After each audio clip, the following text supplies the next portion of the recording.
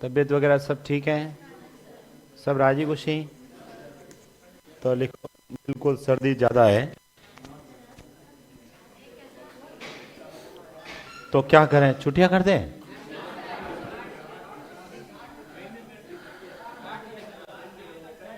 पंद्रह दिन की छुट्टी कर दें?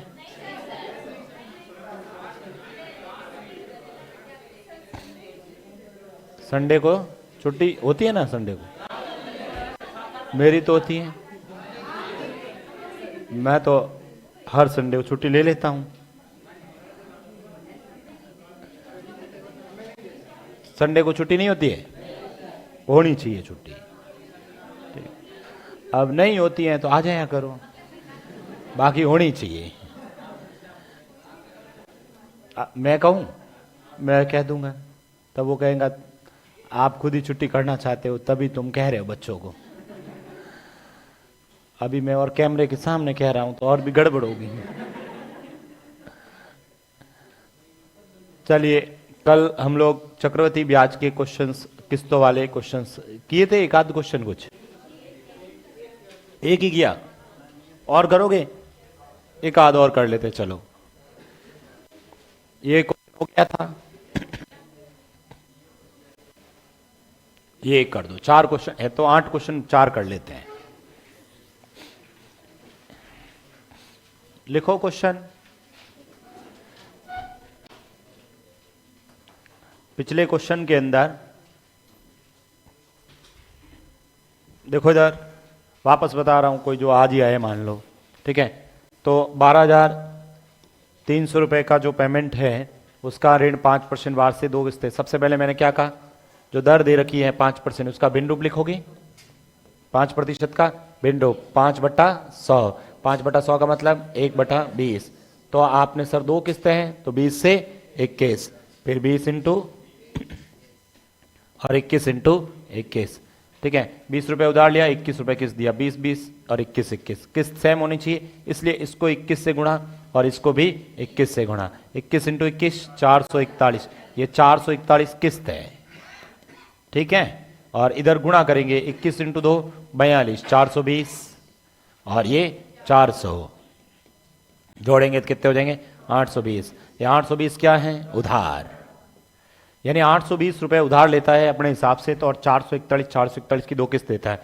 या तो क्वेश्चन में किस्त देगा या उधार पैसा देगा। अभी क्वेश्चन में 12,300 क्या है? उधार है, इसलिए किसका भाग देंगे? 820, और इंटू किस्त पूछा है तो 441। मान लो क्वेश्चन में किस्त देता, ये 12,300 किस्त होता, तो भाग किसका देता और गुणा किससे करता? 820। अभी हमने 0 से 0 काट दिया था, 2 से इसको 41 बार काटा था, इसका आधा 615, 41 का पहाड़ा इसमें एक और वहां, ये गुणा करेंगे 15 4 60 और 1 61 और 6 4, यही आ रहा है, यही था ना? ठीक है, बताओ इसका आंसर।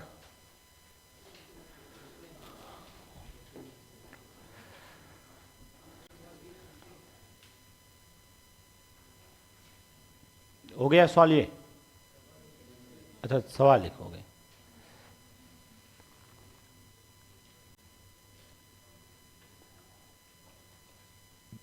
भाई ऑनलाइन वाले क्वेश्चन का है, लिखा है कि नाजनी निगाहों से ना देख, हम दरिया में नहा के आए हैं। तुम अब ठंडे पानी से नहा लो तो भी बता दे। हवा भी क्या खास रास्ता रोकेगी हमारा। अच्छा, पढ़ना मेरे को आता नहीं है ना शायरी, इसको हमारा साथ में पढ़ना चाहिए था ना, वापस पढ़ता हूं। हवा भी क्या खास रास्ता रोकेगी, क्या हुआ, गलत बोल दिया? अच्छा, खास, हवा भी क्या खास रास्ता रोकेगी हमारा, तो इसने ऐसा ही लिखा है। अब मुझे थोड़ी शायरी याद है, आगे नहीं पढ़ूंगा मैं।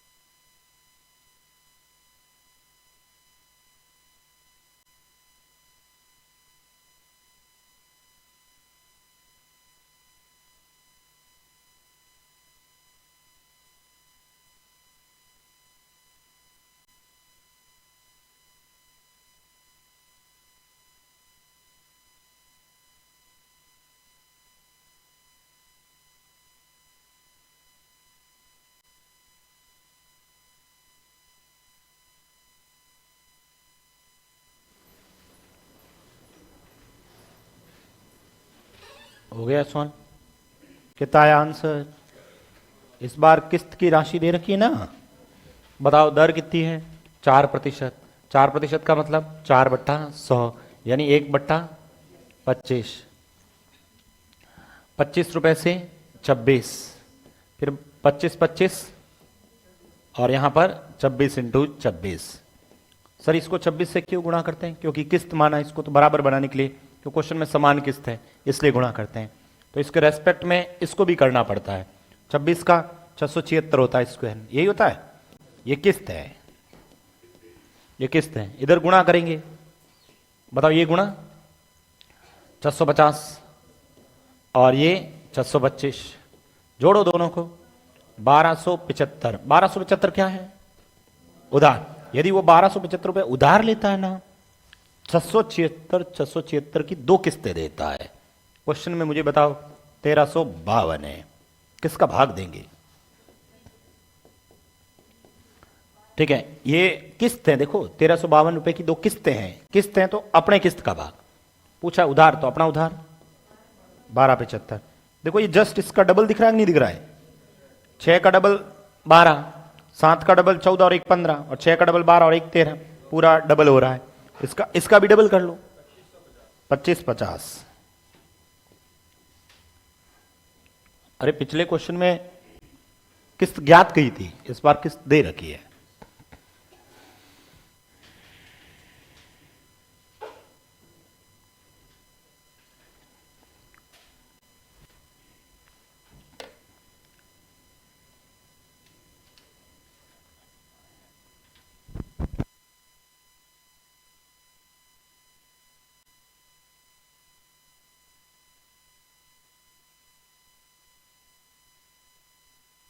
नेक्स्ट करो, कर लोगे ना इस टाइप के क्वेश्चन? एक 3 का भी करवा दें? कोई लिख रहे हैं क्या?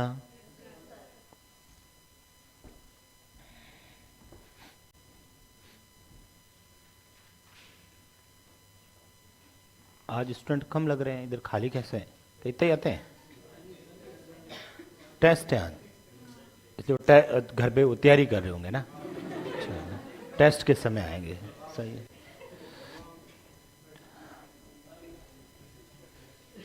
वो तैयारी कर रहे हैं जोरों शोरों पे। वो घर से निकलेंगे ना, मान लो टेम्पो में आ रहे तो पीछे टेम्पो में बैठे बैठे भी पढ़ते आएंगे, देखना वो।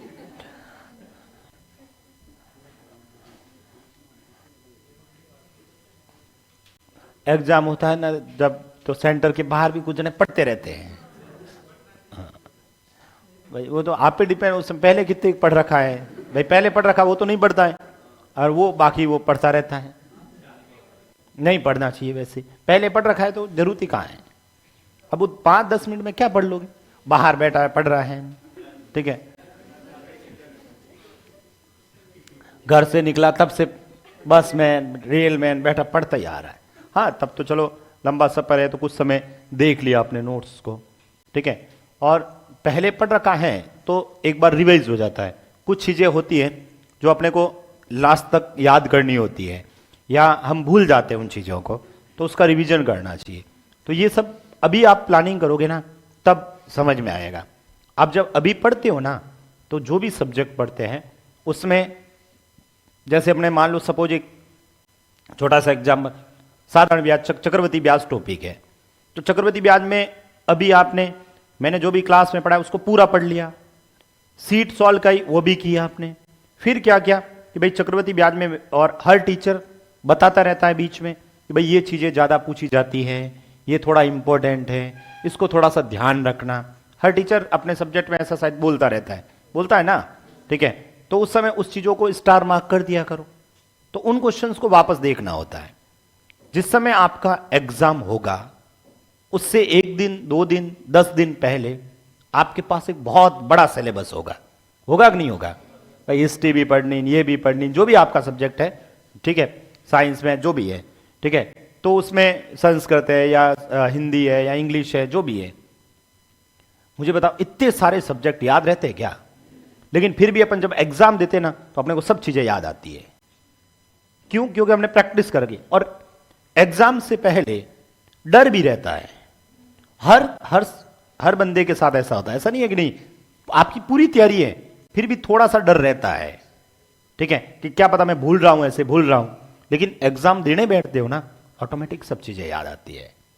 तो अभी जब पढ़ते हो ना, तो चीजों को स्टार मार्क करते जाए कि भाई ये चीज मुझे वापस देखनी है, इस चीज को मुझे बार बार देखना है, ठीक है। तो उसको बाद में देखो, अब ऐसा थोड़ी है कि एग्जाम के समय अब पूरे के पूरे, मैंने चक्रवर्ती ब्याज में कम से कम 60-70 क्वेश्चन करवाए होंगे, दोनों टॉपिक में मिला के 60-70 क्वेश्चन करवाए होंगे, 62 क्वेश्चन चक्रवर्ती ब्याज में ही, ठीक है। तो साधारण ब्याज में भी करवाएंगे कुछ क्वेश्चन, तो ऐसे करके लगभग 100 क्वेश्चन के आसपास होते हैं। 100 प्रश्न वहां उस समय एक एक थोड़ी सॉल्व करोगे, जिसको मुझे पढ़ाने में लगभग 12-13 घंटे लगे हैं, तो आपको वापस पढ़ने में तो 5-6 घंटे लगते हैं, और उस समय एक टॉपिक तो है नहीं, बहुत सारे। तो अभी जो इंपॉर्टेंट चीज होता है उसको ध्यान रखें। भाई मैं पढ़ाते समय बोला था कि भाई साधारण ब्याज से कम क्वेश्चन आते हैं, ठीक है, ये एक आध क्वेश्चन आते हैं तो इसको स्टार मार्क कर लिया, पूरा पढ़ना ही नहीं है। पेपर में थोड़ी आएगा कि भाई 5,000 रुपए का 10% से ब्याज निकालो, नहीं आते हैं, और आ भी जाए तो कर लेंगे।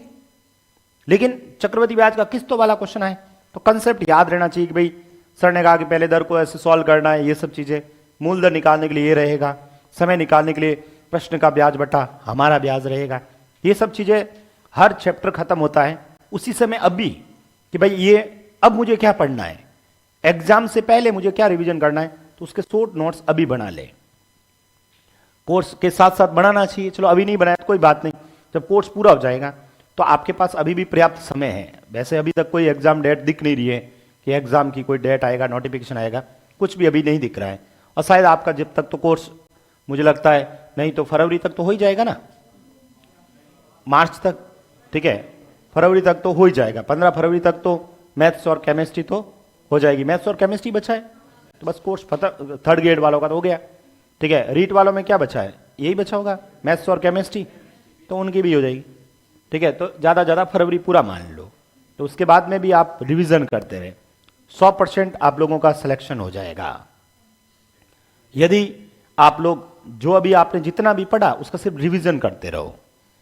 मोस्टली क्या होता है कि भाई हम अभी मैं आपसे पूछ लूं ना प्रतिशत का या मैं घातांक के क्वेश्चन वही जो क्लास में करवाए मैं अभी वापस लिखवा दूं तो आप नहीं कर पाओगे, देखना क्यों, क्योंकि आपने रिवीजन नहीं कर रखा है। वही प्रश्न जो आपने उस समय सॉल्व खुद ने किए थे वही क्वेश्चन मैं वापस लिखवा दूं ना तभी भी नहीं कर पाओगे, क्यों, क्योंकि अपने रिवीजन नहीं कर रखा है। और जब तक अपन रिवीजन नहीं करते ना तो मतलब चीजें याद नहीं होती है।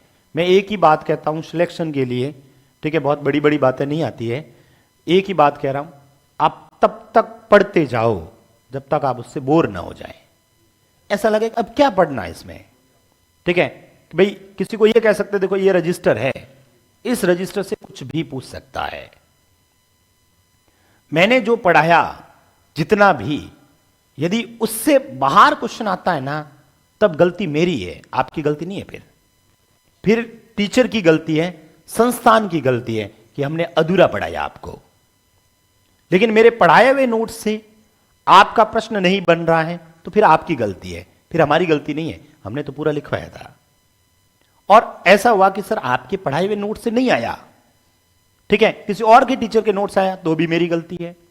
लेकिन सर आपके पढ़ाए हुए से भी नहीं आया, किसी टीचर के नोट से भी नहीं आया, मैंने 2-3 गाइडें पढ़ी उससे भी नहीं आया, आपकी किताब पढ़ी उससे भी नहीं आया, ठीक है, यहां से नोट्स दिया उससे भी नहीं आया, ठीक है, 9-10 की किताब उससे भी नहीं आया, कोई नया ही प्रश्न बना दिया, तब तो भाई वो सबके लिए डिफिकल्ट है। वो हो सकता है मेरे को भी नहीं आ रहा है, तो जब मेरे को भी नहीं आ रहा है इसका मतलब तो वास्तव में कोई क्वेश्चन अलग था, क्योंकि मैंने तो आपसे तो ज्यादा ही पढ़ा है भाई, मेरे सब्जेक्ट के अंदर मैथ में आपसे तो मैंने ज्यादा ही पढ़ा है, ठीक है। बहुत सारे क्वेश्चन मैंने सॉल्व किए हैं, मैंने कई किताबें पढ़ी थी, ठीक है, कोई भी मार्केट के अंदर किताब आती तो उसको सॉल्व करता मैं, ठीक है। अभी मैं जो 2016 से लेके 2020 तक एसएससी के जो क्वेश्चन है ना उसका मैं हालांकि सोचा तो मैंने 1 तारीख से, लेकिन 10 दिन तो निकल गए, अभी तक एक भी पेपर सॉल्व किया नहीं। ऐसा भी आप भी सोचते हैं ना, ठीक है। तो सोचा तो मैंने यही था 28-29 तारीख को, बस 1 तारीख से तो रोज के 25 नए प्रश्न करना जो मुझे पहले मैंने कभी नहीं किए थे, ठीक है। तो एक पेपर रोज का सॉल्व करूंगा, तो ऐसे मैंने पेपर तो डाउनलोड कर दिए, ठीक है। अब उसको प्रूफ मतलब करवाना था मुझे, प्रिंट भी, ठीक है, लेकिन नहीं कर पाया। लेकिन यदि सोचा है तो शायद आज नहीं तो कल तो करूंगा। पर कर देना चाहिए था। दूसरा, क्लासें मेरी ज्यादा हो गई, 10-10 घंटे क्लास हो रही है, तो समय नहीं मिल पाया। ठीक है, तो इसलिए अभी मैंने जैसे सोचा, तो मैं नया पढ़ूंगा तो मुझे नए प्रश्न और मिलेंगे, जिससे क्या होगा, मैं अच्छा और पढ़ा पाऊंगा। और वो सोचूंगा पहले वाला ही पढ़ाता रहूं, पहले वाला ही पढ़ाता रहूं। ठीक है, हालांकि वो भी सफिशियंट है, बट फिर भी नया। तो आपके साथ में ये, आप पहले पूरा पढ़े, उसके बाद नए प्रश्न पढ़ जाएं। ठीक है, ताकि जो मैथ के 30 क्वेश्चन आएंगे, आपके 30 के 30 सही हो। और आपके सही नहीं हो रहे हैं, इसका मतलब मास्टर का भी प्रश्न सॉल्व नहीं होगा, मेरे से भी नहीं होना चाहिए। फिर तो भाई आपसे नहीं हो रहा है, इसका मतलब क्या है, मैंने आपको या तो अधूरा पढ़ाया है, और आपसे नहीं हो रहा, मेरे से नहीं हो रहा, इसका मतलब तो सब बराबर है, फिर वो किसी से भी नहीं होगा। भाई नॉर्मल क्वेश्चन तो सब करेंगे। ठीक है, तो इसलिए जितना भी पढ़ाया उसको बार बार रिवीजन करें। नोट्स ऐसे होना चाहिए इतना कि सर देख लो, ये आपने पढ़ाया उससे नहीं आया, फिर गलती मेरी है, मैं मानूंगा कि हाँ मेरी गलती है, परंतु आज तक मुझे पढ़ाते हुए 9 साल हो गए, ऐसा कभी नहीं हुआ कि सब कुछ अलग ही आ गया पूरा ही। ठीक है, 70-80% तक क्वेश्चन क्लास में से आ जाते हैं। और किसी भी एग्जाम की कट ऑफ कितनी जाती है, इतनी जाती है, हाईएस्ट है 80। तो ठीक है भाई, 70%, 65 शायद पिछली बार थर्ड ग्रेड की कितनी रही, 64 के आसपास। तो इसका मतलब 64 क्वेश्चन तो क्लास में से 80% तो आप वहां से कर लेगा तो भी हो जाता, 100% तो वैसे भी करना नहीं होता है। इसलिए रिवीजन करें, बार बार रिवीजन करें। ये आज से कर ले, पहले कुछ भी नहीं पढ़ाएं, और आज से भी तैयारी शुरू करते हो ना तो भी सिलेक्शन है। क्योंकि देखो, आपके बाद में तो अभी बैच बनेंगे, ऐसा थोड़ी है कि लास्ट ही बैच है, बैच तो और भी बन रहे हैं, एग्जाम के लास्ट तक बैच बनेंगे। ठीक है भाई, हम कभी एमसीक्यू बैच बनेंगे, ठीक है, क्रैश कोर्स वाले बैच बनेंगे, बहुत सारे बैच बनेंगे। ठीक है, जब तक एग्जाम होगा तब तक हम बैच बढ़ाएंगे। ठीक है, बनाएंगे, हमारा काम ही यही है। ठीक है, और उसमें भी स्टूडेंट आएंगे, सब तरह के स्टूडेंट है। कोई स्टूडेंट अभी कुछ नहीं कर रहा, बैठा है, वो लास्ट में उठेगा। ठीक है, कि भाई एग्जाम आ गया, फॉर्म भर दिया, अब 15 दिन रहे हैं, अब वो जागेगा कि अब मैं तैयारी करने जाऊंगा। तो हो सकता है वो एमसीक्यू बैच ज्वाइन करेगा, क्रैश कोर्स करेगा। तो आपने तो बढ़िया है ना, आराम से पढ़ रहे हैं। ठीक है, एक एक क्वेश्चंस पे अपन अभ्यास कर रहे हैं, प्रैक्टिस कर रहे हैं, तो घर जाके इन पे वापस करो, तब ये परमानेंट आपके से हो जाएगा। पढ़ोगे कि नहीं पढ़ोगे? कितना आंसर आया अगले प्रश्न का? तो क्वेश्चन लिखा ही नहीं।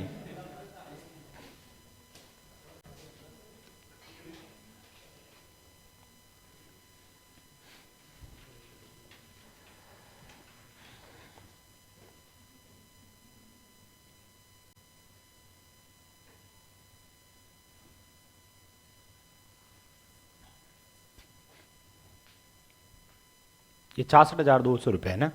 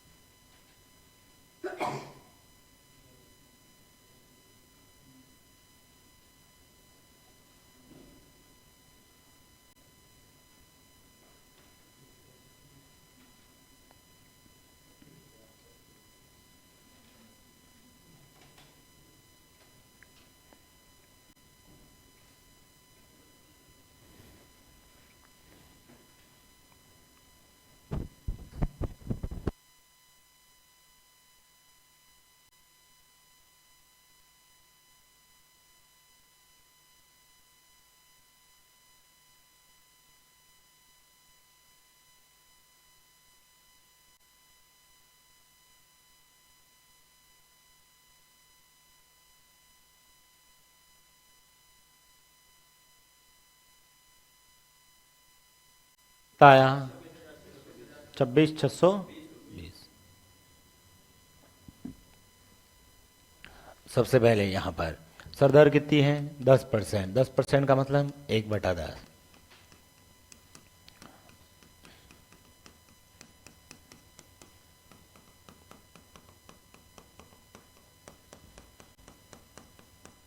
यहाँ 11, यहाँ 2 बार 11 लिखो, यहाँ पर 2 बार 11 लिखेंगे, यहाँ 1 बार 11। 11 का क्यूब 13, 31। ये है किस्त, ये क्या है? किस्त। ठीक है, इधर 11 11 121, 1100 और 1000। जोड़ो इन सबको, 3310। ये क्या है? उधार। क्वेश्चन में उधार कितना है? 64,200 बट्टा में 3310 और गुणे में 13 31। 0 से 0, ये इसका जस्ट डबल।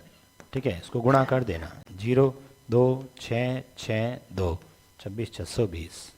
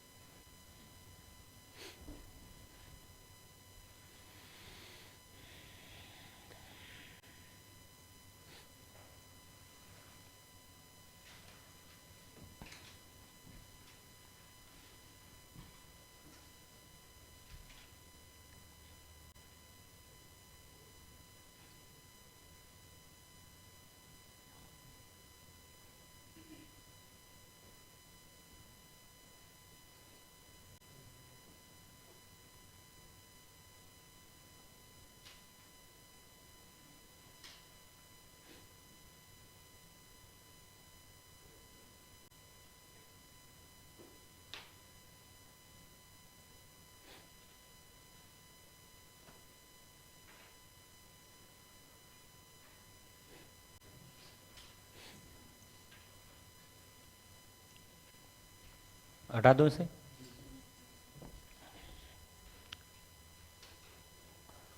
ये कर लो।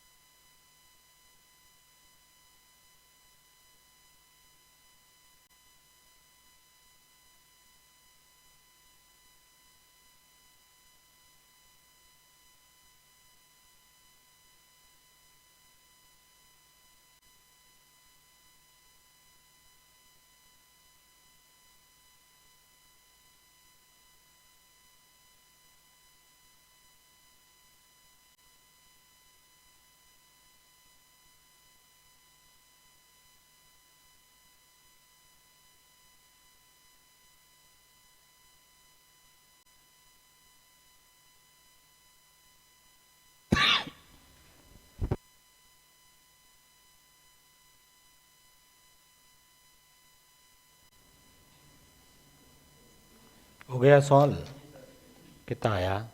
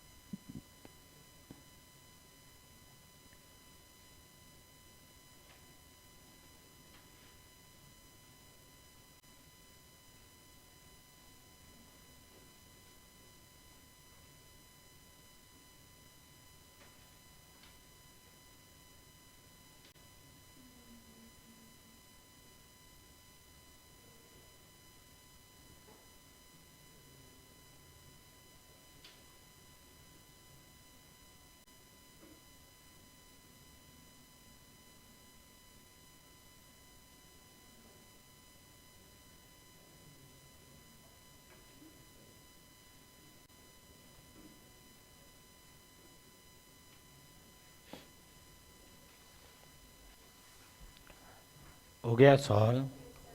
मुझे बताओ सबसे पहले 20%, 20% का मतलब 1/5, ठीक है, 1/5, 5 से 6, 5 से 6 6, 5 से 6 6, और इधर 5 इंटू 5 इंटू 5, इधर हो जाएगा 6 इंटू 6 इंटू 6। यहाँ पर अपन बात करते हैं, ठीक है, तो ये 6 और ये 6, यहाँ पर 6, यहाँ पर भी 6, इधर 6 लिखा। बताओ 6 का क्यूब 216, 216 किस्त है। इधर ये गुणा बता दो मुझे, 6 6 36, 36 5 180, 25 6 150, और ये 125। एक बार ये सब जोड़ दो, 455, ये उधार है और ये किस्त है। क्वेश्चन में बताओ क्या दे रखा है, किस्त दे रखा है, तो 10,800 बट्टा में 216 इंटू 455, 216 इसका 108 का जस्ट डबल है, 2 बार, और ये 100 बार, 2 से ये 50 बार, गुणा बताओ 22,750।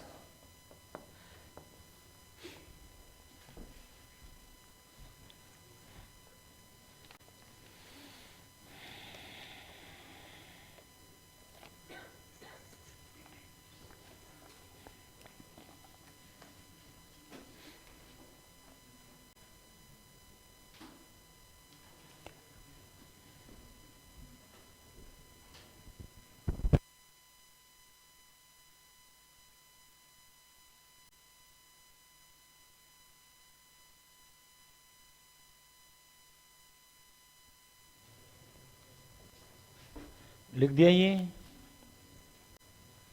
किन किन का आया था आंसर, ये कर लोगे? चलो, तो ये चक्रवृद्धि ब्याज का किस्तों वाले क्वेश्चन ध्यान रखना, आपकी सीट में ऐसे 2 4 क्वेश्चन दे रखे हैं, 2 साधारण ब्याज के भी दे रखे क्वेश्चन, वही लिखवा देता हूँ, ठीक है। लिखना आप क्वेश्चन, हेडिंग लिखो, चाहो लिख दो, साधारण ब्याज की किस्तों वाले प्रश्न। उस पर क्या लिखा था, चक्रवृद्धि ब्याज पर आधारित किस्तों वाले प्रश्न। तो इसमें भी एक ही, जैसे इसमें भी एक ही प्रश्न था, इसमें भी एक ही क्वेश्चन है।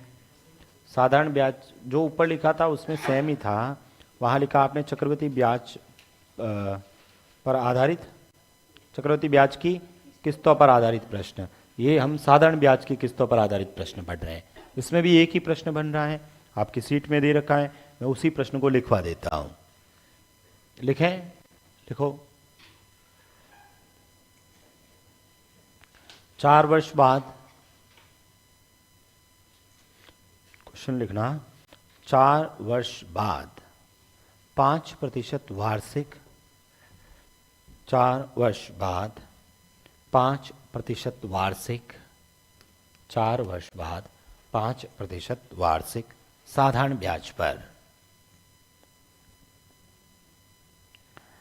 4 वर्ष बाद 5% वार्षिक साधारण ब्याज पर 10,320 रुपए चुकाने के लिए, 10,320 रुपए चुकाने के लिए कितनी वार्षिक किस्त देनी पड़ेगी?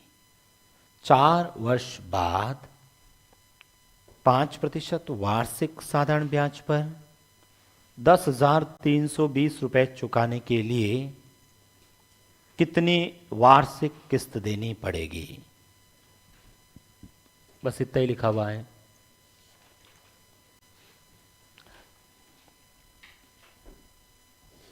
मतलब ब्याज व्याज जुड़ के, ठीक है, वहां पर अपने को 5% ब्याज भी जुड़ते हुए 10,320 रुपये देना है, तो हर साल कितने रुपए देने पड़ेंगे? किस्त की राशि तो फिक्स रहेगी।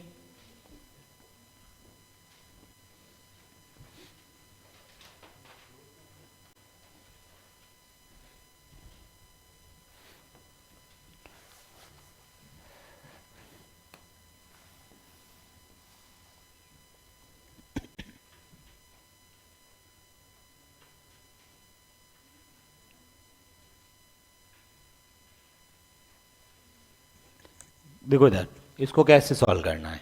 टोटल पेमेंट करना कितना है? 10,320। कब देने ये?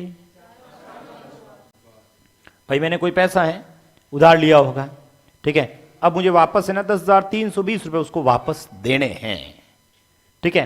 5% वार्षिक साधारण ब्याज भी लगेगा और 4 साल के बाद में देना है।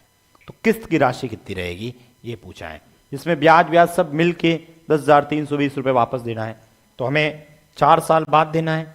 तो देखो इधर साधारण ब्याज है तो अपन क्या करते हैं, ये पहला साल खत्म, ये दूसरा साल खत्म, ये तीसरा साल खत्म और ये चौथा साल, 4 साल खत्म, ठीक है। 4 साल में मुझे पैसा देना है। अब जैसे ही 1 साल हुआ मैंने एक किस्त दे के आया, ठीक है, अपन मान लेते हैं जैसे ही 1 साल हुआ मैंने 100 रुपए की किस्त दी, फिर जैसे ही दूसरा साल खत्म हुआ मैंने 100 रुपए की किस्त दी, जैसे ही तीसरा साल खत्म हुआ मैंने 100 रुपए की किस्त दी और चौथे साल खत्म होने पर भी 100 रुपए किस्त दी। ये तो किस्त है। अब उस किस्त पे ब्याज भी जोड़ देते हैं अपन, ठीक है, तो किस्त पर ब्याज भी लगेगा। मुझे बताओ ब्याज की दर कितनी है?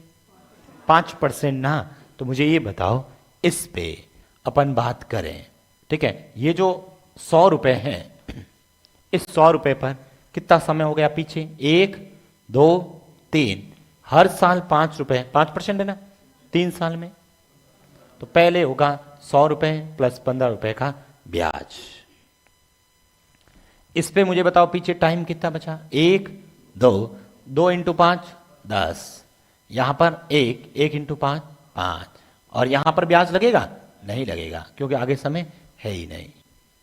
इसका मतलब 100 रुपए किस्त फिक्स है, किस्त की राशि, ठीक है, और ये ऊपर वाला ब्याज है।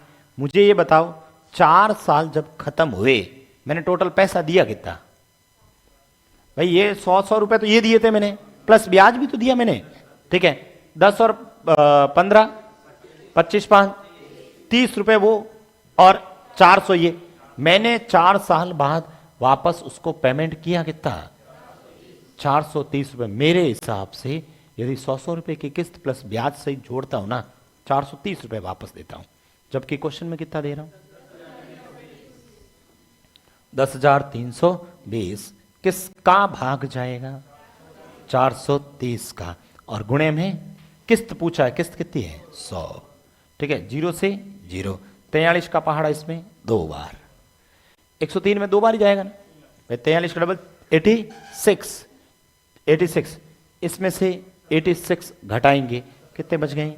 17, और ये 2, 172। बताओ 3 का पहाड़ा 4 बार 12, 4 का पहाड़ा 4 बार 16 और 1 17, कितनी बार कटेगा? 4 बार। बताओ 24 को 100 से गुणा करो, इसका मतलब किस्त की राशि कितनी है? 2400 रुपए। किस्त की राशि कितनी है? 2400, लिख दीजिए।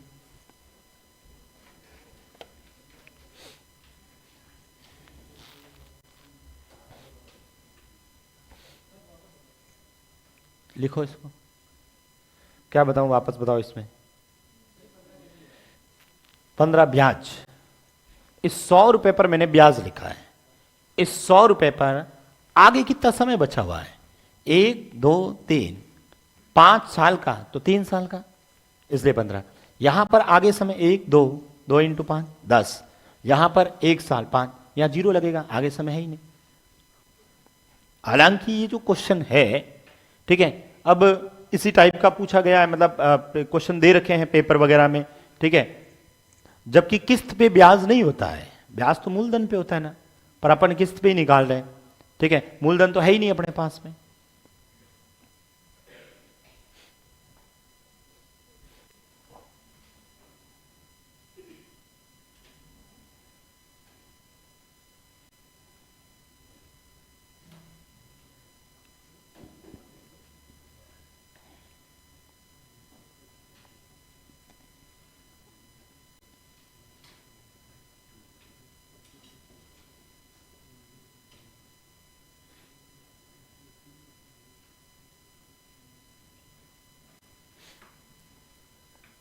लिख दिया।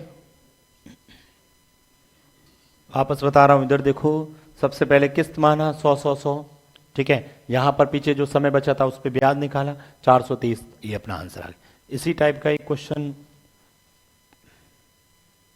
आ रखा है, वन रक्षक परीक्षा 2022, लिख दो क्वेश्चन, प्रैक्टिस के लिए लिख ही देते हैं। पेपर में जो लैंग्वेज लिखी हुई थी मैं वही बोल रहा हूं।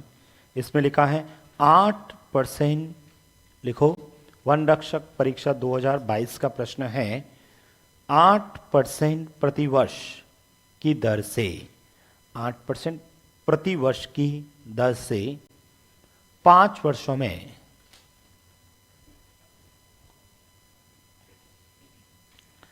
8% प्रति वर्ष की दर से 5 वर्षों में 580 रुपए के ऋण का भुगतान, 5 वर्षों में 580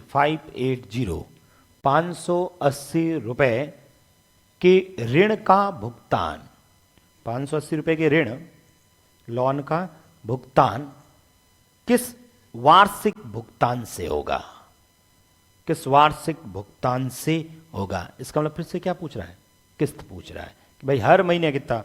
ऑप्शन दे रखे इसमें 78 रुपए, 80 रुपए, 100 रुपए और 120 रुपए। ऑप्शन दे रखा था 78, 80, 100, 120।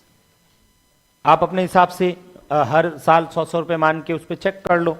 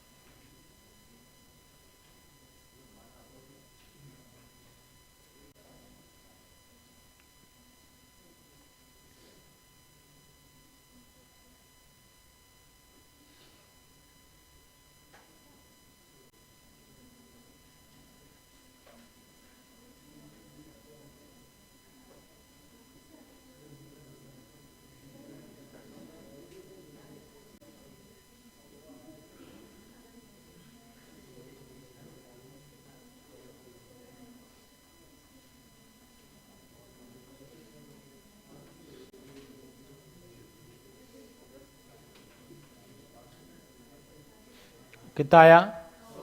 अच्छा 100 ही आया वापस, वैल्यू छोटी थी वैसे।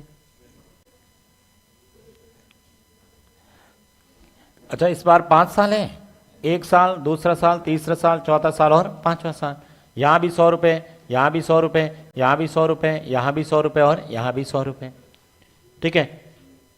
अब ब्याज लगेगा, चलो ब्याज जोड़ते हैं। मैंने कहा इस 100 पे आगे कितना समय है, 1 2 3 4, दर कितनी है, 8 4 32, 8 कम 8 कम 8 कम 8 कम, ठीक है। यानी अपने हिसाब से 100 100 100 500, ये जोड़ो ऊपर वाले, 580 रुपए का ऋण देगा वो 5 साल बाद। क्वेश्चन में कितना दे रहा था, एग्जामिनर ने ये भी 580 लिखा, अपना भी 580 था, इसलिए अपना आंसर भी अपने वाला ही आएगा। कट गया आंसर 100। इसका मतलब कितने रुपए का भुगतान करेगा, वार्षिक 100 रुपए का भुगतान करे ना, तब ब्याज सहित वापस 580 रुपए देगा। कर लोगे, ठीक है। तो ये सीट में भी ऐसे क्वेश्चन दे रखा है। एक जगह आपका किस्त दे रखा है, हर महीने साल का जो दे रहा है वो दे रखा है, पूछा कितने पेमेंट देगा, कर लोगे ना। तो वो किसके, मान लो वो जो भी वैल्यू आएगी, जो भी किस्त दे रखा उसमें किसका भाग दे दोगे, 100 का, और जो पूछेगा उससे गुणा कर देना। एक क्वेश्चन सीट में दे रखा है, आप लोग कर लें, कर लोगे। दो ही प्रश्न, ये एक ही प्रश्न बनता, दो क्या, तो एक चक्रवृद्धि ब्याज का और एक क्या पता पूछ ले, जैसे ये पूछा गया है, ये अभी जो लिखा है वन रक्षक पेपर में आ गया था, ठीक है, तो क्या पता आपने को भी, क्योंकि टॉपिक में लिखा हुआ नहीं है, लेकिन साधारण ब्याज चक्रवृद्धि ब्याज तो टॉपिक में है ना, इसलिए एग्जामिनर पूछ सकता है। तो ये दो क्वेश्चंस ध्यान में रखना, ठीक है। नेक्स्ट हेडिंग लिखे ज्योमेट्री।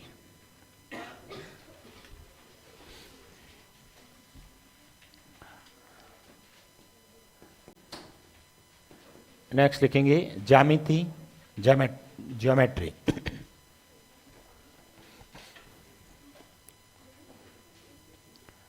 पढ़ा हुआ ज्योमेट्री पहले कभी तो पढ़ा 9th 10th में, उसके बाद कभी नहीं पढ़ा, बीएससी एमएससी वगैरह में नहीं होता है। बायोलॉजी थी, बायोलॉजी वाले कौन कौन है, क्या बात को सब बायोलॉजी वाले हो, मैं तो मैथ वाले समझ के बैठा था इतने दिन से। मैथ वाले कौन कौन है,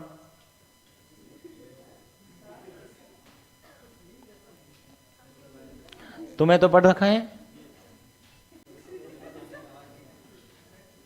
इधर देखिए, अब मेरी बातें सुनना। सबसे पहली बात तो इसमें बहुत सारे थ्योरम्स होते हैं, प्रमेय जिसे आप बोलते हैं, ठीक है, वो हमें याद होने चाहिए। इसमें बहुत सारी थ्योरम्स होती हैं, ठीक है, वो थ्योरम्स हमें याद होनी चाहिए। पिछली बार जो क्वेश्चन आए थे बहुत आसान क्वेश्चन ही थे, थर्ड ग्रेड में भी बहुत इजी क्वेश्चन है, रीट में भी आसान ही क्वेश्चन थे, बड़े सिंपल सिंपल प्रश्न पूछे, बहुत टिपिकल क्वेश्चन नहीं आता है, ठीक है। मैं आपको पूरा डिटेल से ही पढ़ाऊंगा, ठीक है, समय लगेगा इसमें, ऐसा नहीं है कि मैं आपको 4-5 घंटों में कोर्स ये ज्योमेट्री खत्म कर दूंगा, एटलीस्ट कितना भी करेंगे तो भी 15 ही घंटे लगाऊंगा मैं, ठीक है। तो 15 ही घंटे में आराम से अपन करना, पूरा पढ़ना ना आराम से रमेश, हाँ पूछ लेता हूँ रमेश को, ठीक है, रजिस्टर भरेगा रमेश इसमें आपका, पढ़ा है मेरे से और ले लेना, चिंता मत करना, तुम्हारे लिए तो दौड़ रहा हूं, ठीक है। तो यहां पर देखो, इधर क्वेश्चन अपने इसमें ज्योमेट्री के अंदर सबसे पहली बात तो क्वेश्चंस के अंदर जो थ्योरम्स का पता होना, देखो आंसर विद इन सेकेंडों में आएंगे, सबसे ज्यादा मतलब प्रश्नों को सॉल्व करने में टाइम उधर लगेगा जो अभी हमने पढ़े हैं टॉपिक, पेपर में जब सॉल्व करते हो ना, इसमें आपको पता है तो आंसर विद इन सेकेंड के अंदर। प्रश्न ऐसे आया सिंपल सा, ठीक है, प्रश्न सिंपल सा ऐसा आया, ठीक है, ऐसे लिखा कि एक, मैं डायग्राम ही बना लेता हूं या लिख लेंगे, त्रिभुज लिख लेता हूं, त्रिभुज एबीसी में, त्रिभुज एबीसी में ओ, त्रिभुज एबीसी में ओ अंतः केंद्र है, O is incentre, and angle A बराबर 40 डिग्री हो तो कोण BOC का मान होगा। एक त्रिभुज कोई है, उसमें O क्या है, अंत केंद्र है, ठीक है, और एंगल A का मान 40 डिग्री है, तो बताओ कोण BOC का मान कितना होगा। इधर देखें, ये कोई त्रिभुज है, ये है A बांध लेते हैं, ये B और ये C, इसमें O यहां पर अंत केंद्र है, ठीक है, A कितना है 40 डिग्री, ठीक है, किसका मान पूछा है, BOC, इसका मान पूछा है, ठीक है, ये BOC इसका मान पूछा है, तो बताओ ये 40 डिग्री है, इसका मान पूछा है, कितना होगा 80, ठीक है। और किसी का आंसर, ठीक है, 80 कैसे हुआ बताओ भाई, दुगुना होता है, ठीक है, तो पहला ऑप्शन 80 दे रखा होगा, लेकिन गलत है, दुगुना नहीं होता है यहां पर, ठीक है, दुगुना तब होता, तो इसका जो आंसर होगा वो होता कोण BOC बराबर 90 प्लस कोण A/2 होता है, तो 90 प्लस A कितना है 40 कहा था 20, बताओ आंसर 110 डिग्री होगा, ठीक है। यदि इस क्वेश्चन में, अब जिसको याद है उसके लिए विद इन सेकेंड का आंसर था, ठीक है, अब किसी को आधा अधूरा याद था तो उसकी सुविधा के लिए 80 ऑप्शन दे रखा होगा, ठीक है। यदि इस क्वेश्चन में, ठीक है, अंत केंद्र नहीं लिखा होता और इस शब्द की जगह यहां होता परिकेंद्र, ठीक है, परिकेंद्र नहीं, इसकी जगह होता लंब केंद्र, ठीक है, यहां प्रश्न पूरा सेम, सिर्फ क्या लिखा है, लम केंद्र। बताओ अब कितना आएगा, तो भी गलत है, 80 नहीं आएगा। तो इसमें कौन बी ओ सी का मान 2 टाइम्स ऑफ, हाँ ये जो लम केंद्र है तो इसका जो कोण का मान होगा 180 माइनस कोण ए। मुझे बताओ 180 माइनस ए कितना है, 40। आंसर आएगा 140 डिग्री। 80 तुम्हारा फिर भी नहीं आया, ठीक है। यहां पर यदि क्वेश्चन में यहां लम केंद्र की जगह परिकेंद्र शब्द लिखा होता, बताओ क्या आएगा आंसर, कन्फर्म, ठीक है। अब यहां पर यदि ये परिकेंद्र है तो कोण बी ओ सी का मान 2 टाइम्स ऑफ कोण बी होता है, 2 कोण ए होता है, 2 इंटू ए कितना है 4, आंसर 80। यानी सिर्फ शब्दों का फर्क है, ठीक है। यदि पेपर में इतना सिर्फ ये शब्द आता है अंत केंद्र है, परिकेंद्र है, तो बताओ इसका मान कितना होगा। जब आप लोग शीट वगैरह सॉल्व करोगे ना तो शीट में इस टाइप के क्वेश्चंस होंगे, ठीक है, कि भाई इसका ये परिकेंद्र है, अंत केंद्र है, तो बताओ इसका मान कितना है। जैसे यहीं पर कोई क्वेश्चन होगा, ये लिखा है अर्धक, लिखा है अर्धक वाला भी बताऊंगा।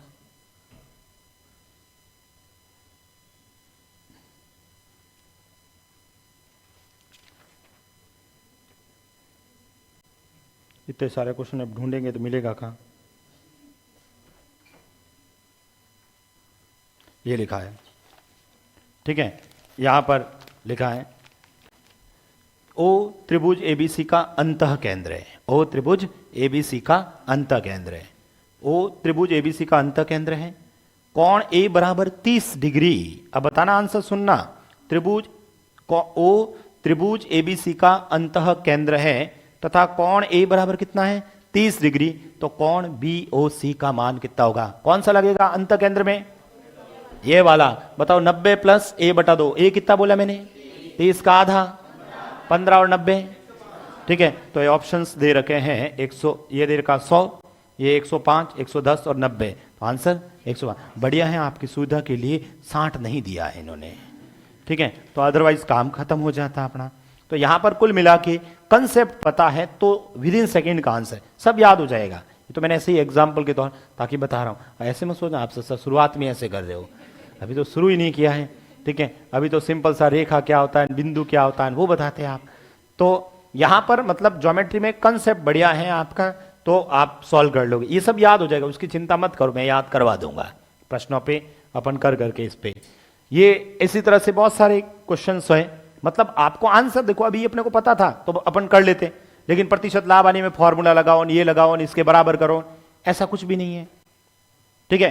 हमें कंसेप्ट याद है, थ्योरम्स याद है, उसके लिए सिर्फ और सिर्फ जो पढ़ाया क्लास में ना उसको पढ़ लीजिए, घर जाके इसको 2 बार 3 बार रिवीजन, यानी ज्योमेट्री का जो बायोलॉजी वाले हैं उनसे कह रहा हूं स्पेशली, जो मैंने क्लास में पढ़ा हूं उसको, और ये 150 क्वेश्चन दे रखा है सीट में इस टॉपिक से, हार्ड भी है इसमें बहुत सारे, ऐसे भी डिफिकल्ट क्वेश्चन भी दिए हुए हैं, बहुत लंबे लंबे कैलकुलेशन होंगे, ऐसे भी 4-5 क्वेश्चन है, 150 में से ज्यादा नहीं है, 5-6 क्वेश्चन है, ठीक है। तो वो वाले क्वेश्चन और ये क्वेश्चन आप लोग अच्छे से कर लोगे ना तो आपके प्रश्न कैसा भी आएगा तो कर लोगे। तो कम से कम जो क्लास में पढ़ाया उसको कम से कम 5 बार पढ़ना है, कम से कम 5 बार पढ़ोगे तब चीजें समझ में आएगी। अच्छा, वरना कंफ्यूज हो जाओगे, अंत केंद्र था क्या था, ये था क्या था, ये सब कंफ्यूज हो, क्योंकि बहुत सारी चीजें याद रखनी पड़ेगी। तो सबसे पहले तो अपन ज्योमेट्री में पढ़ेंगे क्या, सबसे पहले पढ़ेंगे हम समतल क्या होता है, समतल वक्रतल वगैरह ये है ना, ठीक है, समतल प्लेन वगैरह, ठीक है। उसके बाद में बिंदु, फिर बिंदु की विशेषताएं वगैरह, उसके बाद में रेखा, लाइन, रेखाखंड वगैरह ये पढ़ेंगे, ठीक है। उसके बाद में एंगल पढ़ेंगे, कोण, उसके बाद में ठीक है त्रिभुज पढ़ेंगे, ठीक है, त्रिभुज की सभी थ्योरम्स, त्रिभुज में अंत केंद्र, परिकेंद्र, लंब केंद्र, ठीक है, ये सब इसमें पढ़ेंगे, केंद्रक वगैरह सब पढ़ेंगे, त्रिभुज की प्रॉपर्टीज, त्रिभुज के सर्वांग क्षमता के नियम, समरूपता के नियम, ठीक है, थेल्स थ्योरम वगैरह सब इसमें हम लोग पढ़ेंगे। उसके बाद में त्रिभुज के बाद में अपन पढ़ेंगे चतुर्भुज, इस पे ज़्यादा समय नहीं लगेगा, सबसे ज़्यादा समय लगेगा त्रिभुज पे, पूरे टॉपिक में, ठीक है। इस पे टाइम लगेगा, बाकी पे टाइम नहीं लगेगा। बाकी सभी मतलब जितना टाइम इसमें लगेगा ना, उससे आधे समय में बाकी सब हो जाएंगे। उसके बाद में चतुर्भुज के बाद में हम पढ़ेंगे, चतुर्भुज के बाद में बहुभुज पढ़ेंगे, ठीक है, बहुभुज, पॉलीगन। उसके बाद में नेक्स्ट जो चैप्टर है, ठीक है, वो हम लोग पढ़ेंगे व्रत, ठीक है। ये हमारे कोर्स में है, ठीक है, अपने कोर्स में लिखा है समतलीय आकृतियों की विशेषताएं वगैरह सब, तो ये सब पढ़ेंगे। तो सबसे पहले सर समतल क्या होता है? समतल का मतलब एकदम सपाट। इस पे अभी ये जो अभी आज पढ़ते हैं, अभी इस पे एक क्वेश्चन नहीं है, इस पे सब परिभाषाएं हैं। इतने आसान पहले आते थे अपने पेपर में, ठीक है, कि निम्न में से कौन सी विशेषता इससे रिलेटेड है, तो ये सब परिभाषा है, इस पे कोई न्यूमेरिकल क्वेश्चन नहीं है। परिभाषा में बोल रहा हूं, सुनना आप सबको आता ही है वैसे। समतल का मतलब एकदम सपाट तल, एकदम जैसे ये बोर्ड है, एकदम क्या है, सपाट। वक्र तल का मतलब उबड़ खाबड़ वाला, ठीक है, उबड़ खाबड़ वाला जो तल होता है, ठीक है, कुछ सड़कें समतल होती हैं और कुछ सड़कें उबड़ खाबड़ भी तो होती हैं। तो समतल का मतलब सपाट तल। वक्र तल का मतलब जिसे बोलते हैं आप कर्व प्लेन, ठीक है, कर्व सरफेस, तो वो क्या होता है, वक्र तल, उबड़ खाबड़ वाला। उसके बाद शब्द कौन सा आता है, बिंदु। बिंदु क्या होता है? बिंदु की परिभाषा कोई पूछ ले तो, ठीक है, सर ये जो समतल है ना, उस समतल में बना ऐसा चिन्ह, ये लो ऐसे बना दिया, समतल में बना ऐसा चिन्ह जिसकी लंबाई, चौड़ाई और ऊंचाई नहीं हो, ठीक है। क्या बिंदु की कोई लंबाई है? क्या कोई इसकी चौड़ाई है? क्या कोई इसकी ऊंचाई है? तो बताओ बिंदु की परिभाषा क्या हो गई? समतल में बना ऐसा चिन्ह जिसकी लंबाई, चौड़ाई, ऊंचाई नहीं हो, ठीक है। वापस बताओ, समतल में बना ऐसा चिन्ह जिसकी लंबाई, चौड़ाई और ऊंचाई नहीं हो, यह समतल होता है, ठीक है, ये सॉरी बिंदु होता है। अच्छा, इस बिंदु को कहीं कहीं किताबों में ऐसा भी लिखा होता है कि एक ऐसा व्रत जिसकी त्रिज्या 0 हो। मुझे बताओ भाई, ये व्रत होता है, इसकी त्रिज्या कुछ ना कुछ है कि नहीं है? तो ये भी तो एक व्रत बन गया जिसकी त्रिज्या है ही नहीं।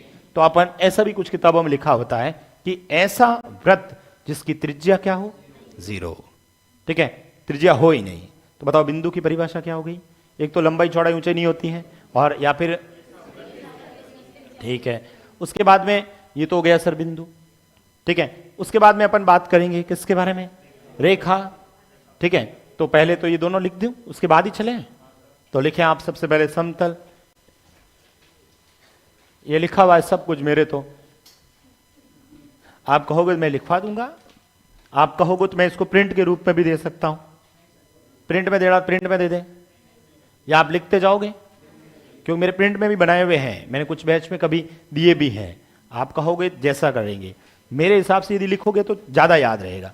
और एक एक छोटी छोटी परिभाषाएं हैं, बाकी तो सब न्यूमेरिकल क्वेश्चन है, लिखने ही पड़ेंगे अपने को। समतल का मतलब क्या आता है? सपाट तल, प्लेन एकदम, ठीक है। उसके बाद में दूसरा शब्द क्या था? वक्रतल, जिसे बोलते हैं कर्व सरफेस। इंग्लिश मीडियम वाले कोई भी टेक्निकल शब्द समझ में नहीं आए तो पूछ लेना, हालांकि मैंने सभी इंग्लिश में लिख के लेके आया हूं साथ में। वक्रतल, कर्व सरफेस बोलते हैं। कर्व सरफेस मतलब उबड़ खाबड़ या टेढ़ा मेढ़ा तल।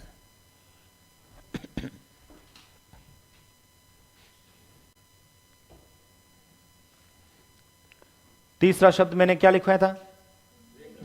बिंदु। बिंदु की परिभाषा क्या लिखी थी बताओ पहले, उसके बाद देखते हैं जो है कि नहीं है। क्या लिखा? लिखेंगे, अभी लिखेंगे, बोर्ड पे लिखा हुआ है। बताओ, ऐसा समतल में बना ऐसा चिन्ह जिसकी लंबाई, चौड़ाई, ऊंचाई नहीं हो। अभी देखो 9th की किताब में उसने ऐसे लिखा है कि एक ऐसा चिन्ह, उसके साथ में कुछ बातें लिखी, भाई बिंदु होता ना, जैसे ये अपन कहते हैं बिंदु ए, इसको ये बिंदु बी, ये बिंदु सी। तो हम ये भी कह सकते हैं कि बिंदु को इंग्लिश अल्फाबेट के अक्षरों से डिनोट करते हैं, करते कि नहीं करते? भाई इसको रिप्रेजेंट करना है तो मैं, ये बिंदु ए है, बिंदु बी है, बिंदु सी है, यानी बिंदु को अंग्रेजी वर्णमाला के बड़ा अक्षरों से अपन डिनोट भी करते हैं। इसकी लंबाई, चौड़ाई, ऊंचाई नहीं होती है। एक ऐसा वृत्त जिसकी त्रिज्या 0 होती है, ठीक है। तो लिख दिया ये, देखो इधर मैंने क्या लिखा है, समतल में बना ऐसा चिन्ह लिख देना, ऐसा चिन्ह जिसकी लंबाई चौड़ाई ऊंचाई नहीं हो, बिंदु कहलाता है। बिंदु को सामान्यतः अंग्रेजी वर्णमाला के बड़े अक्षर ए बी सी इत्यादि से दर्शाते हैं। या ऐसा भी कह सकता हूं, ऐसा वृत्त जिसकी त्रिज्या क्या हो, शून्य। इंग्लिश अल्फाबेट में कैसे सर, ऐसे आप लिख देना बाद में, ये बिंदु ए, ये बिंदु बी, ये बिंदु सी, लिख दीजिए इसे। ये जितनी भी मैंने परिभाषाएं लिख रहे हैं 9th की किताब से लिखवाई मैंने, कोई गाइड वगैरह कहीं से ली नहीं, 9th की बुक से मैंने सभी टाइप करवाई है और मैंने भी वहीं से याद की, रटी है।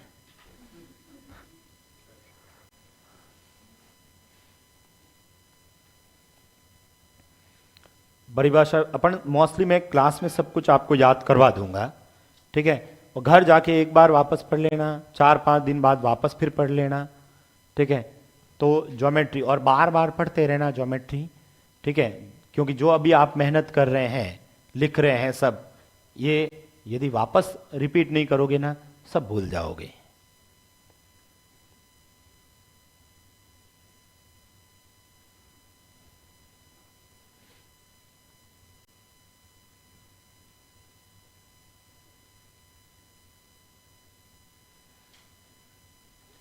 ज्योमेट्री खत्म होने के बाद प्रत्येक 10 दिन बाद ज्योमेट्री वापस पढ़ोगे, जब तक एग्जाम नहीं होगा तब तक। बायोलॉजी वालों से कह रहा हूं, ठीक है, मैथ वालों को भी मतलब करना ही है, लेकिन आपको तो करना ही है, तब आप इनके बराबर पहुंच पाओगे, ठीक है। ज्योमेट्री खत्म होने के बाद प्रत्येक 10 दिन बाद में ज्योमेट्री वापस पढ़ोगे, सिर्फ मेरे नोट्स वापस पढ़ोगे बार बार ना, उसके बाद क्वेश्चन करोगे, आपके परमानेंट याद हो जाएंगे ये, फिर आप कभी नहीं भूलोगे। जैसे अभी मुझे परिभाषा याद है ना, सब आपको भी याद हो जाएगी। लिख दिया क्या आप सब ने? अगला शब्द लिखते हैं, देखो इधर,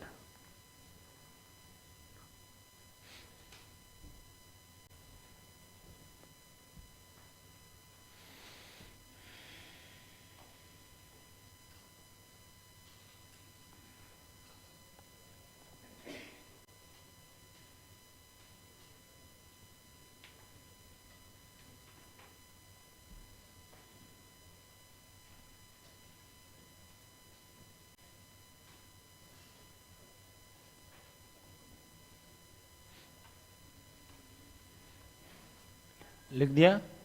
अब देखो इधर, हटा दो क्या, कोई लिख रहे हैं? चलिए अब देखो इधर, अब यहां पर मैं अभी पहले समझते हैं, उसके बाद सब लिखा हुआ है आगे। एक शब्द होता है रेखाखंड, एक शब्द होता है किरण, और एक होता है रेखा, ठीक है। तो बिंदु, रेखा, किरण सब ध्यान रखना, ठीक है। बिंदु, रेखा, किरण, ये सब महिलाएं हैं। ये रेखाखंड क्या है? पुरुष है अपने। यहां पर इधर देखें तो सबसे पहले तो सर रेखाखंड किसे कहते हैं? रेखाखंड का मतलब होता है ये प्लेन है, समतल। इस समतल में 2 बिंदु लगते हैं, एक बिंदु ये बिंदु ए और ये बिंदु बी, ठीक है। समतल में स्थित किन्हीं 2 बिंदुओं को परस्पर मिलाने पर, समतल में स्थित किन्हीं 2 बिंदुओं को परस्पर मिलाने पर बनने वाली जो ये ज्यामिति आकृति है, इसे हम लोग क्या बोलते हैं? रेखाखंड, ठीक है। इसे क्या बोलते हैं? रेखाखंड, लाइन सेगमेंट, ठीक है। समतल में स्थित प्लेन के अंदर जो 2 पॉइंट दे रखे हैं, मैंने क्या बोला? समतल में स्थित किन्हीं 2 बिंदुओं को परस्पर मिलाने पर बनने वाली ज्यामिति आकृति क्या कहलाती है? लाइन सेगमेंट कहलाती है, रेखाखंड कहलाती है, ठीक है। अब यहां पर सर रेखा और किरण ये क्या है? वही रेखाखंड, ठीक है। ये ए और बी, ये फिर से क्या बनाया मैंने? रेखाखंड, लाइन सेगमेंट। अब ये लाइन सेगमेंट में क्या करें? एक बिंदु को आप क्या कर दो? फिक्स कर दो। एक बिंदु को मैंने फिक्स कर दिया है, दूसरे बिंदु को ऐसे अनंत की ओर बढ़ा देते हैं, ठीक है। तो ये जो आकृति कहलाती है किरण, रे, ठीक है। ये क्या कहलाती है? किरण। सर रेखा में फिर क्या होगा? ये 2 बिंदु, फिर से ये रेखाखंड, ए बी रेखाखंड है, और इस ए बी रेखाखंड को दोनों बिंदु को अनंत की ओर बढ़ाने पर बनने वाली आकृति क्या कहलाती है? रेखा, लाइन। समझ में आया कि नहीं आया? बताओ, रेखाखंड में क्या है? दोनों बिंदु फिक्स हैं। किरण में एक फिक्स, एक बढ़ाना है, और रेखा में दोनों बढ़ाना है। देखो, किताबी लैंग्वेज तो है ही है, वो तो अपने को एग्जैक्ट रटने की जरूरत नहीं है। अपने को पता होना चाहिए बिंदु का मतलब लंबाई, चौड़ाई, ऊंचाई नहीं होती है। ठीक है, रेखाखंड का मतलब दोनों बिंदु फिक्स होते हैं।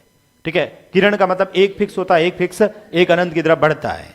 ठीक है, इसका मतलब मुझे बताओ, क्या ये फिक्स है? क्या नहीं है? ये भी फिक्स नहीं है, ये फिक्स है। इसलिए ऐसा भी लिखा आता है, रेखाखंड की जो लंबाई है वो फिक्स होती है, निश्चित होती है, परिमित होती है, फाइनाइट होती है, जबकि किरण और रेखा की लंबाई अनिश्चित होती, बढ़ती जाएगी। बताओ, ये समझ में आया कि नहीं आया? तो मैंने सबसे पहले तो ये लिखा, देखो इधर लिख देना बाद में। रेखाखंड का मतलब लाइन सेगमेंट बोलते हैं। समतल में स्थित किन्हीं दो बिंदुओं को परस्पर मिलाने वाली ज्यामितीय आकृति क्या कहलाती है? और रेखाखंड की लंबाई निश्चित, निश्चित मतलब फाइनाइट, परिमित होती है, फिक्स होती है। इसमें क्या लिखा देखो, यदि रेखाखंड का एक सिरे को स्थिर करते हुए, एक पॉइंट को क्या किया मैंने? फिक्स कर दिया, स्थिर किया, फिक्स किया, और दूसरे सिरे को अनंत की ओर, इन्फिनिटिव की तरफ अग्रसर बढ़ाने पर, इंक्रीज करने पर बनने वाली ज्योमेट्रिक आकृति क्या कहलाती है? किरण। और जबकि किरण की लंबाई क्या होगी? अनिश्चित। ठीक है, अनडिफाइंड है। ठीक है, चलती जाएगी, और अपरिमित भी कह सकते हैं। यहां पर बताओ, रेखाखंड के दोनों सिरों को बढ़ाने पर बनने वाली आकृति क्या कहलाती है? रेखा कहलाती। दोनों सिरों को बढ़ाएंगे तो रेखा, और रेखा की लंबाई भी क्या होती है? अनिश्चित। ठीक है, अनडिफाइंड होती है। और रह जाएगा यार, रेखाखंड में बताओ क्या था? फिक्स था, तो लंबाई भी। और किरण में एक फिक्स, एक को बढ़ाएंगे, और रेखा में दोनों बढ़ाएंगे। लिख दो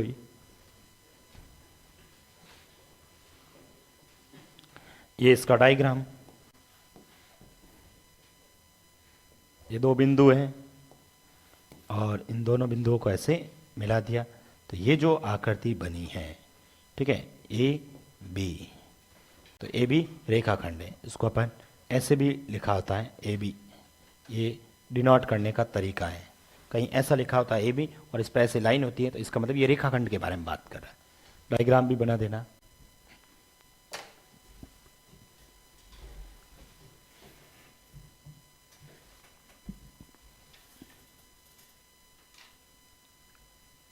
बिंदु में अनंत स्पर्श रेखाएं खींची जा सकती, सब पढ़ेंगे आगे, पॉइंट लिखे हुए ये सब।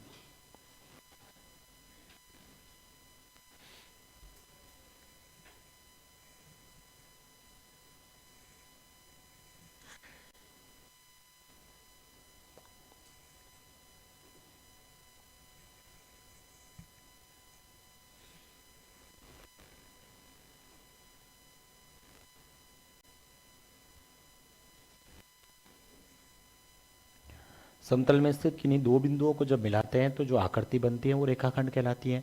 और रेखाखंड की लंबाई निश्चित, निश्चित मतलब फाइनाइट, फाइनाइट होती है। ज्यामितीय आकृति का मतलब होता है ज्योमेट्रिक फिगर।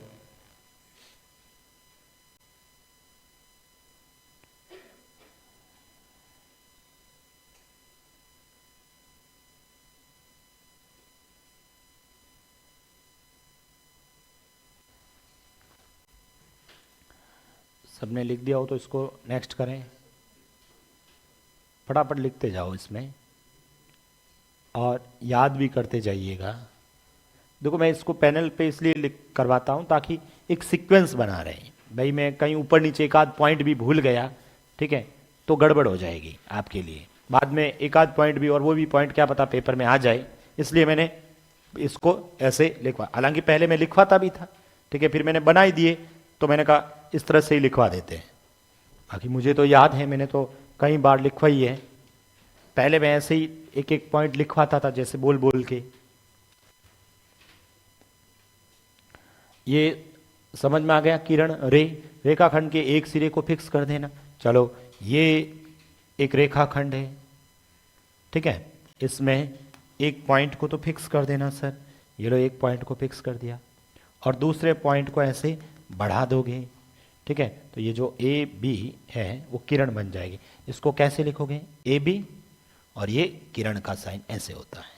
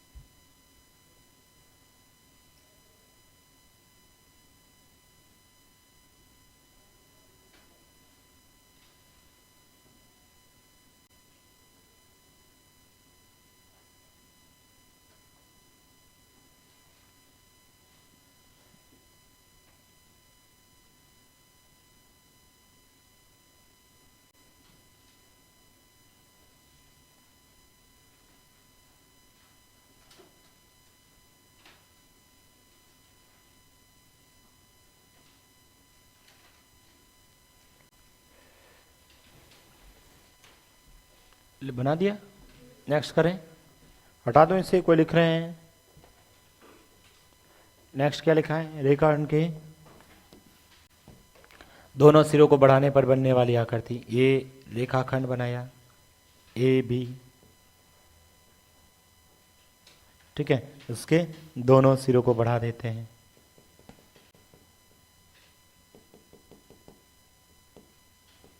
ठीक है, तो इसको हम लोग रेखा बोलते हैं। तो ए बी, और इस तरह से ये साइन होता है।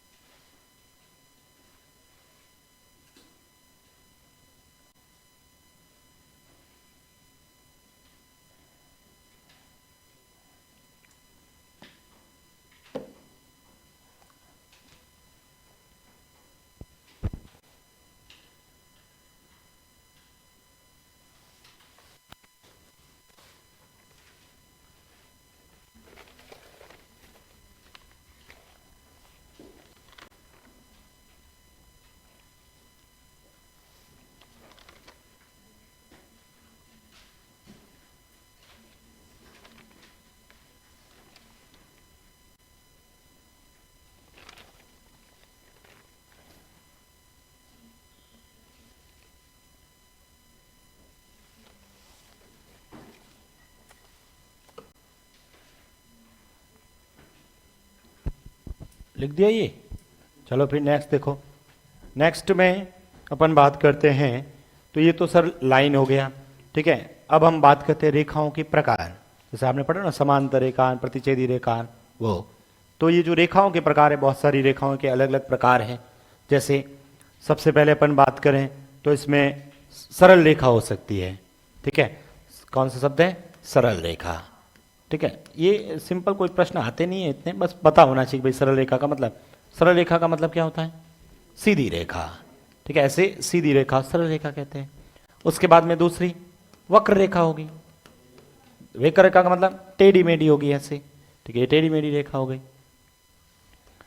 अच्छा, उसके बाद में समांतर लिख देते हैं अपन, समांतर रेखा, ठीक है, पैरेलल, ठीक है, स्ट्रेट लाइन हो गई, कर्व लाइन हो गई, और उसके बाद में समांतर पैरेलल लाइंस। समांतर का मतलब जैसे सर ऐसी दो रेखाएं समतल में जो कहीं पर भी उसको आगे ऐसे बढ़ा दो वो काटेगी नहीं, तो क्या कहलाएगी? समांतर, पैरेलल कहलाएगी, ठीक है। और इसमें पैरेलल होगी तो इसके बीच की दूरी हमेशा सेम रहेगी, तभी तो नहीं काटेगी ना, ठीक है। और उसके बाद में प्रतिच्छेदी रेखा भी तो होती है सर एक, ठीक है, इंटरसेक्टिंग लाइन, प्रतिच्छेद रेखा, इंटरसेक्टिंग लाइन। इंटरसेक्टिंग लाइन का मतलब, प्रतिच्छेद का मतलब एक दूसरे को काटे, जैसे ये एक लाइन है और एक लाइन ये है, ठीक, ऐसे बने। अब इसको आगे बढ़ा दिया आपने, इसको भी आगे ऐसे बढ़ा दिया, तो बताओ ये दोनों एक दूसरे को यहां पर काटती है, तो उसे हम लोग क्या बोलते हैं? इंटरसेक्टिंग लाइंस बोलते हैं, प्रतिच्छेद रेखाएं।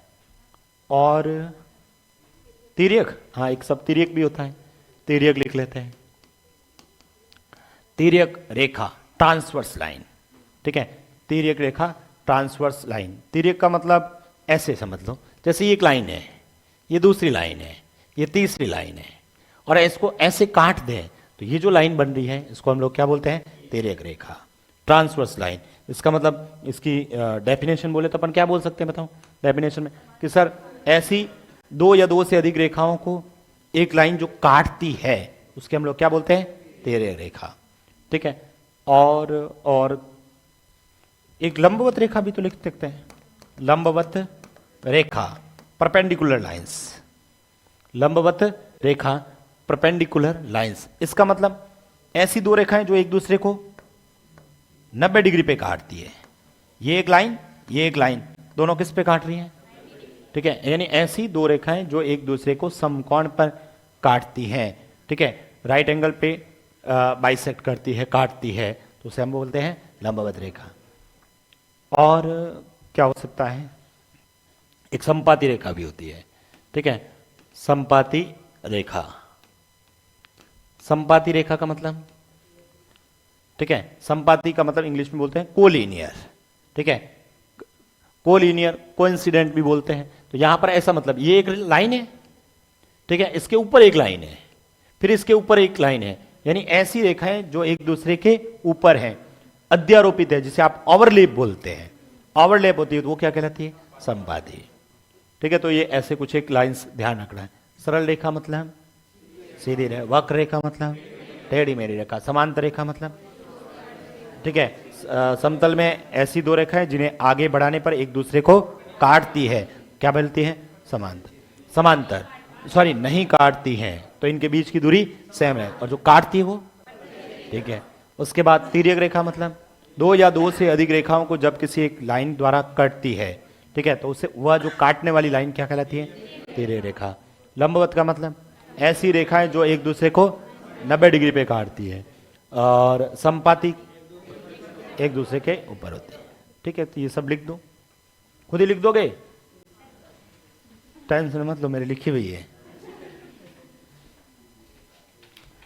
हेडिंग लिखो, रेखाओं के प्रकार, टाइप्स ऑफ लाइंस। उसमें सबसे पहले लिखा है सरल रेखा, स्ट्रेट लाइन, ऐसी ये सीधी रेखा बना दी, ये स्ट्रेट लाइन हो गई। वक्र रेखा, कर्व लाइन, ऐसे बना देना, टेढ़ी मेढ़ी।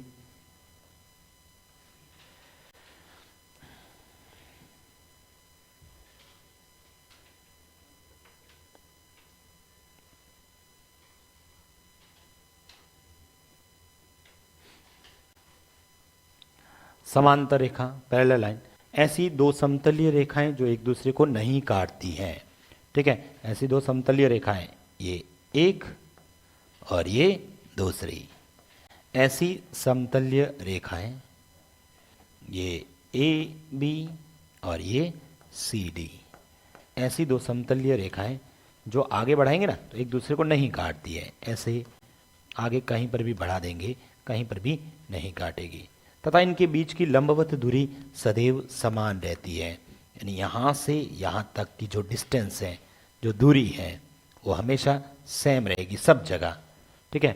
और ये दोनों समांतर हैं, तो समांतर को आपको पता है ऐसे लिखते हैं ए बी, ये समांतर सी डी, और ये समांतर का साइन होता पता है ना, तो ये भी लिख दीजिएगा।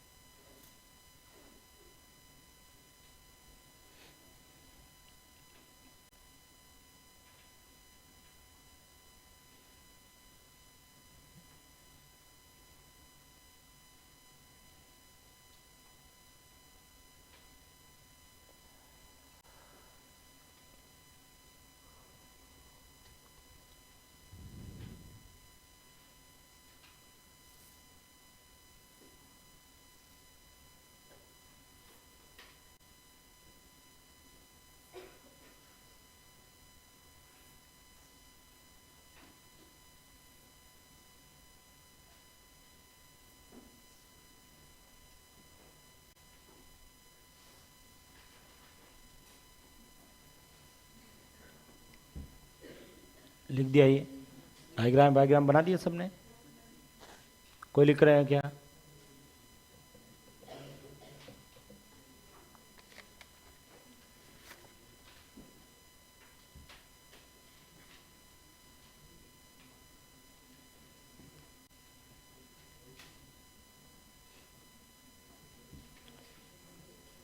हटा दें?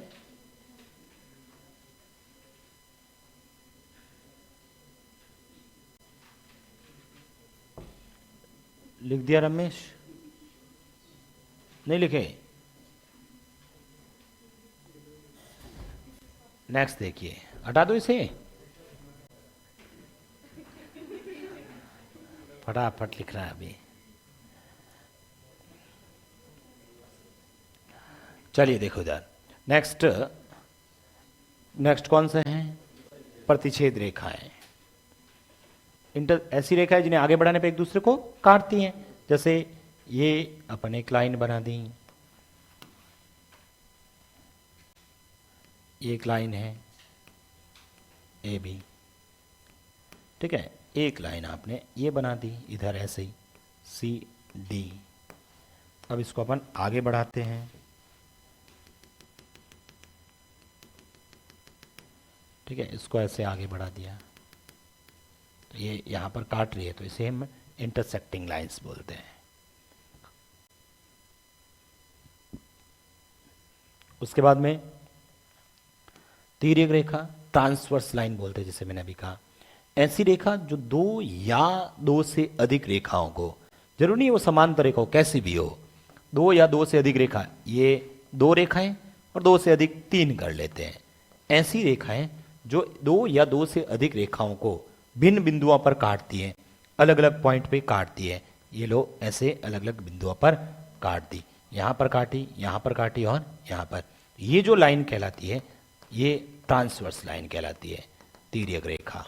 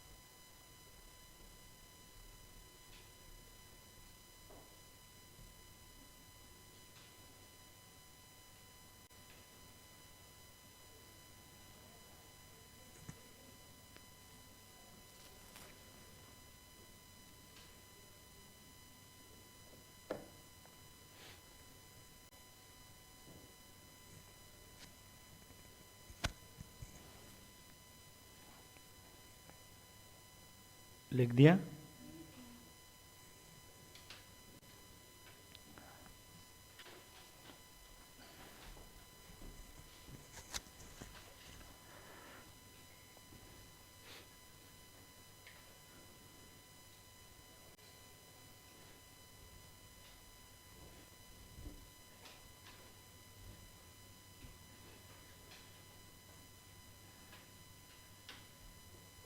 हटा दो इसे,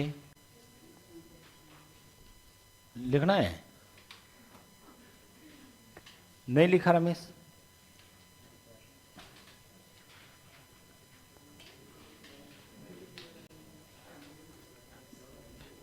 हटा दूं?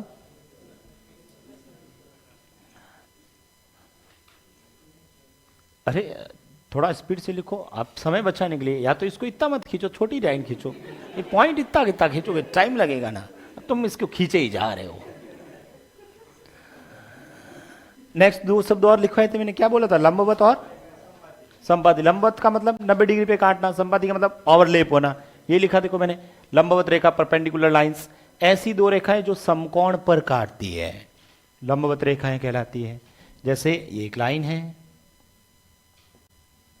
और एक लाइन ये है, ऐसे काट दी तो ये यहां पर 90 डिग्री का, इसको लाइन ए बी बोल देते हैं और इसको लाइन सी डी बोल देते हैं।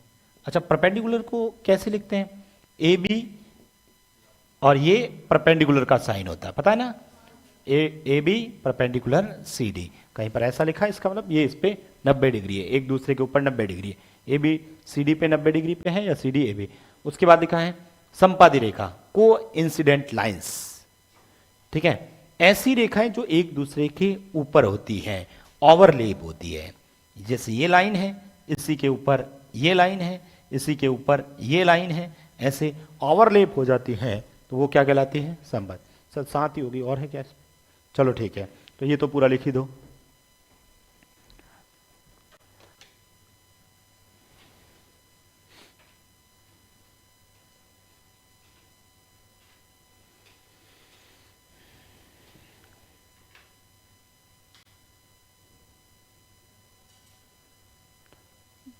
तो रेखाओं के कितने प्रकार हो गए? पहला क्या था, याद करो? सरल, दूसरा वक्र, तीसरा समांतर, चौथा प्रतिच्छेद, और पांचवा तिर्यक, छठा लंबवत और सातवां संपाती।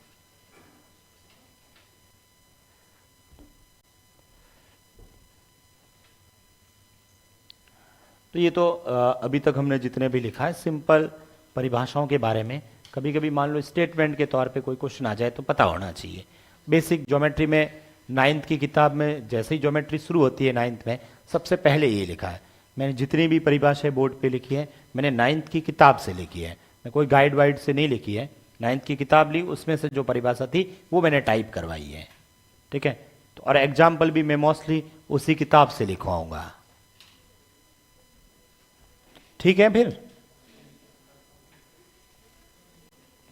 अभी टेस्ट है, आज मेरी एक ही क्लास है ना? ठीक है,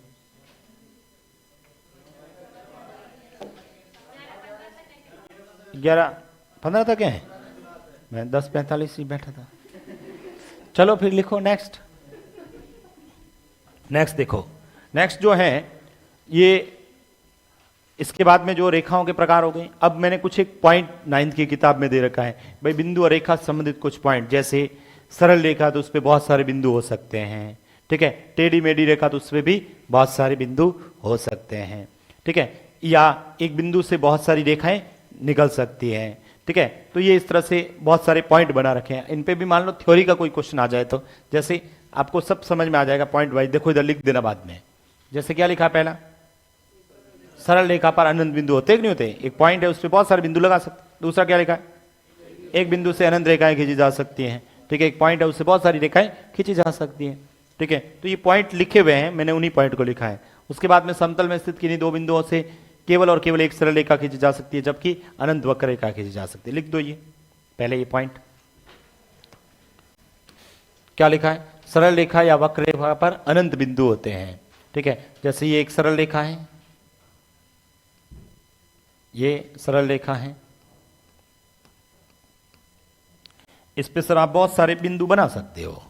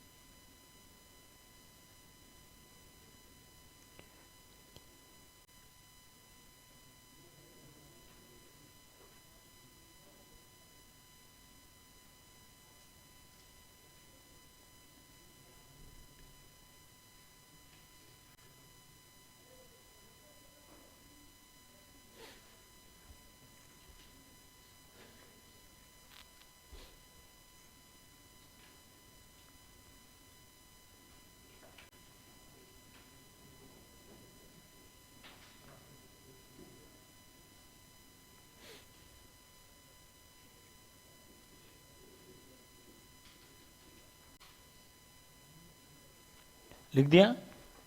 एक बिंदु से अनंत रेखाएं खींच जा सकती, बनाना चाहो तो डायग्राम बना सकते हो आप। जैसे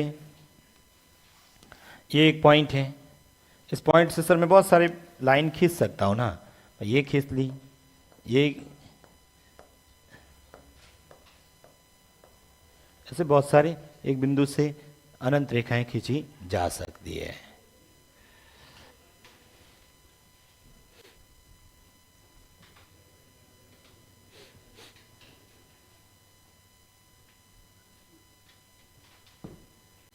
लिख दिया। ये तीसरा पॉइंट लिखो, लिखा है तीसरा।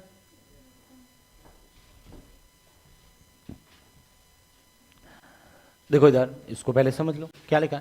समतल में स्थित किन्हीं दो बिंदुओं ए और बी से, ठीक है, पहले अपन समतल में दो बिंदु बना लेते हैं, ये ए और ये बी।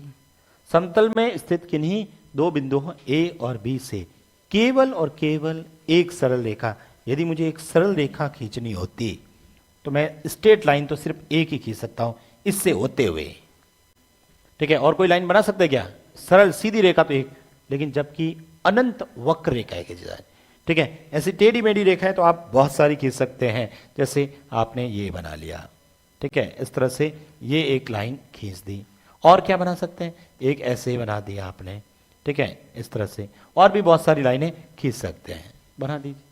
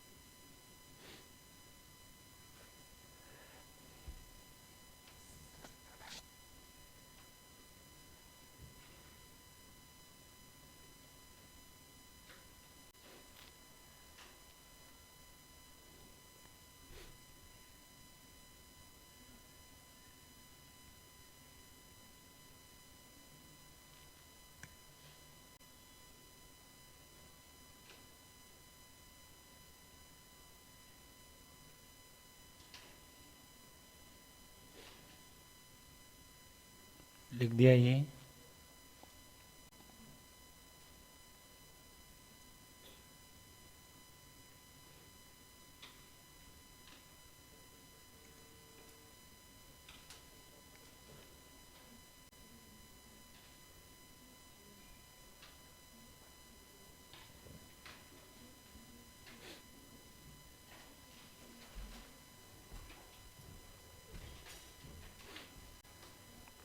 लिख दिया। नेक्स्ट देखो, हटा दो इसे। एक मिनट, इससे पहले एक क्वेश्चन लिखते हैं। लिखो, अभी कितने बिंदु थे? दो बिंदु थे ना, तो एक स्ट्रेट लाइन। तीन बिंदु होंगे तो भी जैसे एक क्वेश्चन लिख देते हैं अपन ऐसे। लिखो, तीन सरेखीय, तीन सरेखीय, तीन सरेखीय बिंदुओं, तीन सरेखीय बिंदुओं। सरेखीय का मतलब होता है कोलिनियर, है ना, इंग्लिश में बोलते हैं आप, कोलिनियर पॉइंट। तीन सरेखीय बिंदुओं से गुजरने वाली सरल रेखाओं की संख्या, सरल रेखाओं की संख्या होगी। कितनी सरल रेखाएं होगी? तीन सरेखीय। सरेखीय का मतलब क्या होता है? एक ही लाइन में, ठीक है, एक ही लाइन में तीन पॉइंट है। इधर देखो, एक ही लाइन में तीन पॉइंट, ये ए, ये दूसरा और ये तीसरा, ठीक है। अब इन तीनों पॉइंट से होते हुए एक लाइन बनानी है, तो बताओ कितनी लाइनें बनी? तो आपका आंसर होगा केवल एक रेखा, केवल एक रेखा, केवल एक रेखा।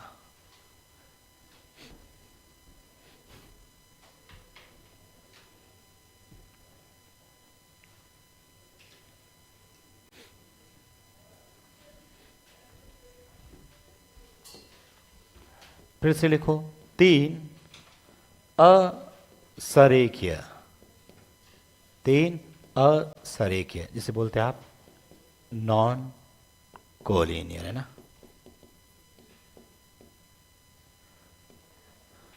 तीन असरेखीय बिंदुओं से,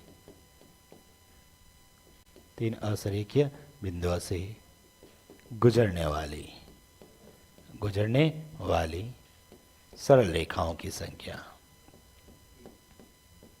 सरल रेखाओं की संख्या होगी।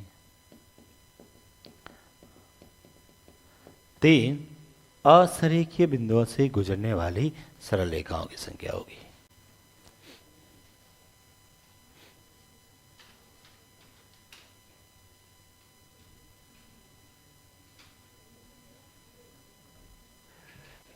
तीन असरेखीय बिंदुओं से, ठीक है, गुजरने वाली। असरेखीय का मतलब एक लाइन में नहीं है, एक लाइन में नहीं है, मतलब मान लो यहां पर है कोई पॉइंट, ठीक है, यहां पर है कोई पॉइंट, एक यहां पर है और एक यहां पर बना लिया। अब मुझे बताओ सरल रेखा बनाना बन पाएगी? सरल रेखा का मतलब सीधी रेखा होती है। कैसे बनेगी? ऐसे करके ऐसे करोगे तो सर ये तो टेढ़ी मेढ़ी होगी ना। तो आंसर क्या होगा? कोई सरल रेखा नहीं, कोई सरल रेखा नहीं बनेगी।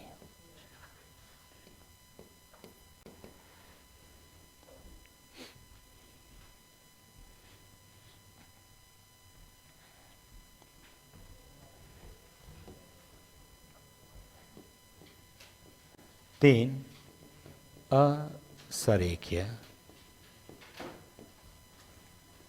तीन असरेखीय बिंदुओं, तीन असरेखीय बिंदुओं को लेकर, तीन असरेखीय बिंदुओं को लेकर खींची जाने वाली सरल रेखाओं की संख्या,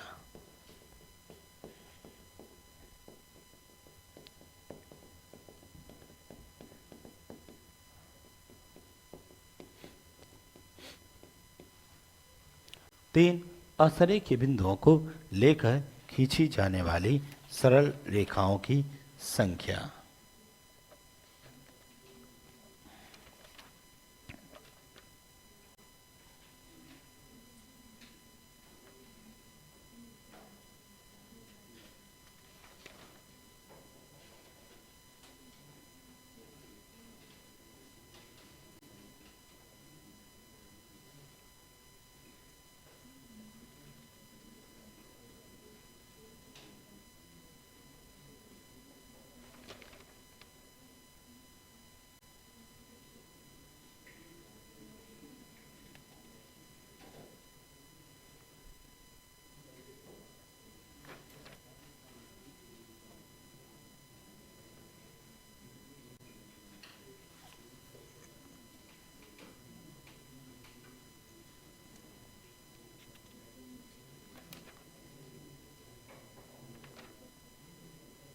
लिख दिया आप सब ने? चलो, इसमें नहीं दे रखा सीट में, एलडीसी के पेपर में था फिर। ठीक है, इधर देखो, ये वाला क्वेश्चन और ये वाला क्वेश्चन ध्यान रखना लैंग्वेज में। ठीक है, मैंने एलडीसी का अपने सीट में नहीं, एलडीसी के पेपर में था। ठीक है, मैंने उसमें देखा, उसमें पेपर में दे रखा था कुछ बिंदु और कहा कि इससे होकर, ठीक है, लेकर या खींची जाने वाली सरल रेखा हो। ये लिखा है 3 असरेखीय बिंदुओं से गुजरने वाली और 3 असरेखीय बिंदुओं को लेकर। दोनों क्वेश्चन में अलग अलग है, आंसर दोनों का अलग अलग आएगा।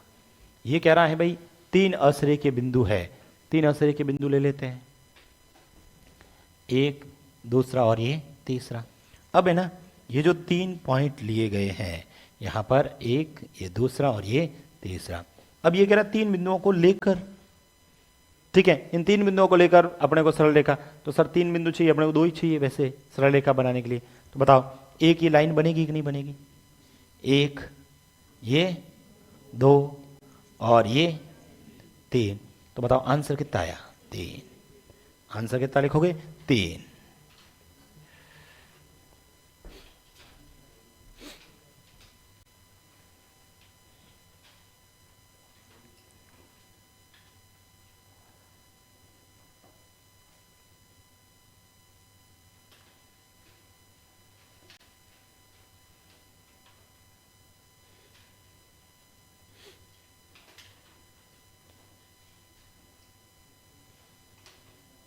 नेक्स्ट क्वेश्चन लिखो।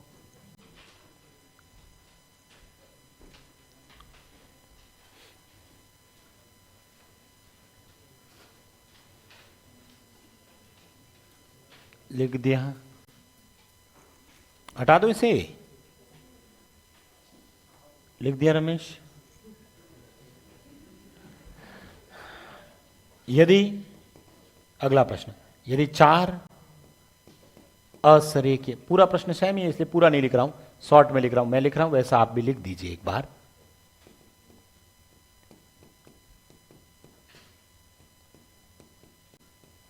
तो बताओ आंसर क्या होगा? अभी जो लास्ट क्वेश्चन लिखा है ना, उसमें 3 की जगह क्या लिखा हुआ है? 4। करो सॉल्व। इस बार 4 पॉइंट लेके करना है।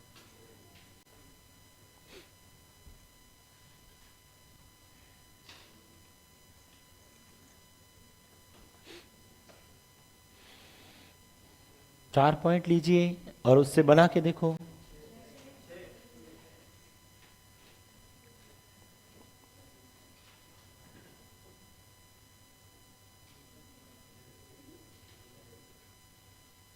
हो गया सवाल?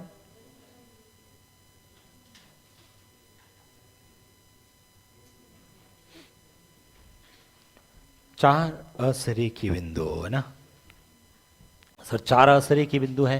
तो इधर देखो, 1 2 3 4, कहीं पर भी बना लिया आपने, ये बना लिया, ठीक है। 2 1 2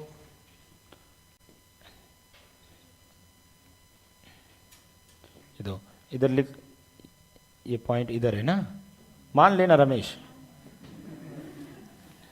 क्या सर इससे गई नहीं ये तो, ठीक है। अब इससे भी ये गुजार देते ना, ठीक है, और एक यहां से, ठीक है, ये हो गई, और एक ये हो गई, और एक ये हो गई। ऐसे कितनी लाइनें हो गई? 6, ठीक है। अब यहां पर इस वाले क्वेश्चन में, ठीक है, एलडीसी के पेपर में था, उसमें लिखा था, ठीक है, या 4 की जगह लिखा था 10 असरेखीय बिंदुओं से खींची जाने वाली सरल रेखाओं की संख्या होगी। 10 या 15 बिंदु ऐसे दे रखे थे, ठीक है। अब 10 पॉइंट है, अब ऐसे बनाओगे तो बहुत सारे बनेंगे, ठीक है, कंफ्यूज हो जाएंगे। क्यों रमेश? ठीक है, कोई लगेगा? कौन सा लगेगा? देखो इधर, यहां पर ये जो है, इस वाले क्वेश्चन के अंदर मुझे बताओ इसमें कितने बिंदु हैं? 3 में से एक कम कर देना। इधर देखो, ये 3 लिखना, 3 में से एक कम कर देना, कितने हुए? 2, और बट्टा में 2 का भाग दे देना, 2 से 2 कट गया, बताओ आंसर। इधर देखो, लिखना बाद में कितने बिंदु हैं, एक कम कर देना और 2 का भाग दे देना, 2 का पहाड़ा इसमें 2, 2 इंटू 3 6। कितने बिंदु हैं? 10 में से एक कम कर देना और 2 का भाग दे देना। 2 का पहाड़ा इसमें 5, 5 इंटू 9 45। कितनी लाइनें बनेगी? 45। ठीक है, तो क्वेश्चन ये लिख दिया गया 10 वाला, नहीं लिखा तो उससे पहले लिख दो। उससे पहले नोट बना के लिख दीजिए n असरेखीय n असरेखीय n असरेखीय बिंदुओं n असरेखीय बिंदुओं को लेकर n असरेखीय बिंदुओं को लेकर खींची जाने वाली खींची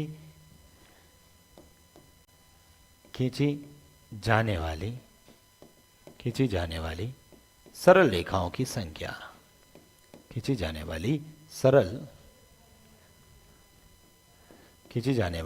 सरल रेखाओं की संख्या बराबर, क्या कहा था अभी मैंने? पहले मैंने क्या कहा? ये लिखा करो n, फिर एक कम n-1 और बट्टा में 2, तो ये फॉर्मूला रहेगा। यही कह रहे थे रमेश फॉर्मूला? आप बस ये कह रहे थे कि फॉर्मूला लगेगा, कौन सा लगेगा ये नहीं बताया आपने। तो फॉर्मूला कौन सा लगेगा? n(-1/2) रहेगा।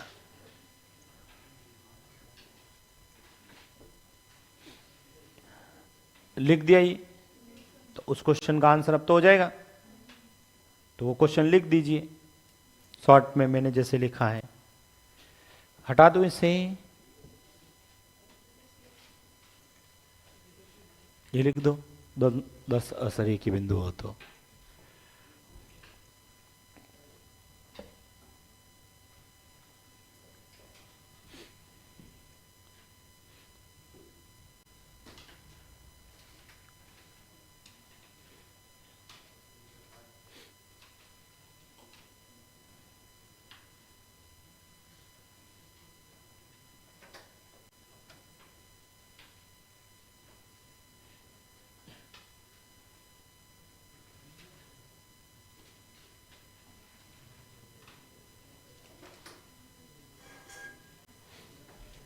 लिख दिया? हटा दे इसे। ठीक है, तो कर लोगे। और ऐसे ही 50 बिंदु होंगे तो 50 एक कम 49/2। याद रखना, असरेखीय बिंदुओं को लेकर खींची जाने वाली और असरेखीय बिंदुओं से गुजरने वाली। ठीक है, लिख दीजिए अगला 4 नंबर। पॉइंट वाइज लिख रहे थे ना अपन, तो बीच में मैंने क्वेश्चन लिखवा दिए थे इस पॉइंट पे। कितने पॉइंट लिखे थे? 3। 4 नंबर लिख दो। 3 या 3 से अधिक बिंदु एक लाइन पर होते हैं ना, तो वे सरेखीय कहलाते हैं। अभी अपन पढ़ रहे थे ना सरेखीय असरेखीय वगैरह जो भी। 3 या 3 से अधिक बिंदु, ये एक लाइन है और इस लाइन पर, ठीक है, एक ही रेखा पर स्थित हो, ये सब सरेखीय बिंदु कहलाते हैं, कोलिनियर पॉइंट। आपकी बुक कहाँ मिलेगी सर? सर्च करने पर भी नहीं मिल रही है।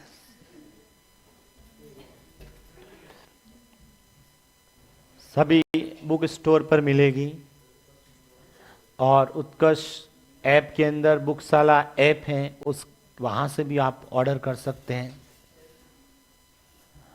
और जहाँ भी बुक स्टोर है वहाँ पर मिलेगी, तो वहाँ से खरीदिएगा। अब मुझे कैसे पता चलेगा खरीद लिए? तो उसको कहीं पर फेसबुक इंस्टाग्राम पे उसको शेयर करो। हाँ, तभी पता चलेगा ना मेरे को। हाँ,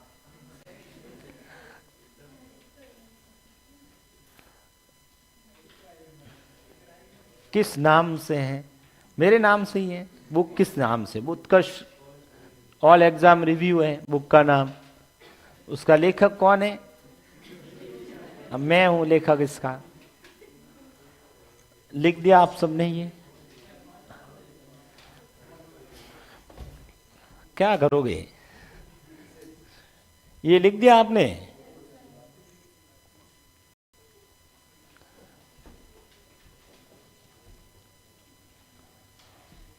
बुक शाला पे नहीं मिल रही है तो नज़दीकी बुक स्टोर पे संपर्क करें। आगे देखो मैंने एक और लिखा है, क्या लिखा है देखो, दो या दो से अधिक रेखाएं जब किसी एक बिंदु से गुजरती है ना तो वे संगामी। अभी हमने 7 प्रकार की रेखाओं के पढ़े थे ना, तो ये 8वीं ये हो गई कौन सी, संगामी रेखा है, वहां मैंने नहीं लिखवाई थी।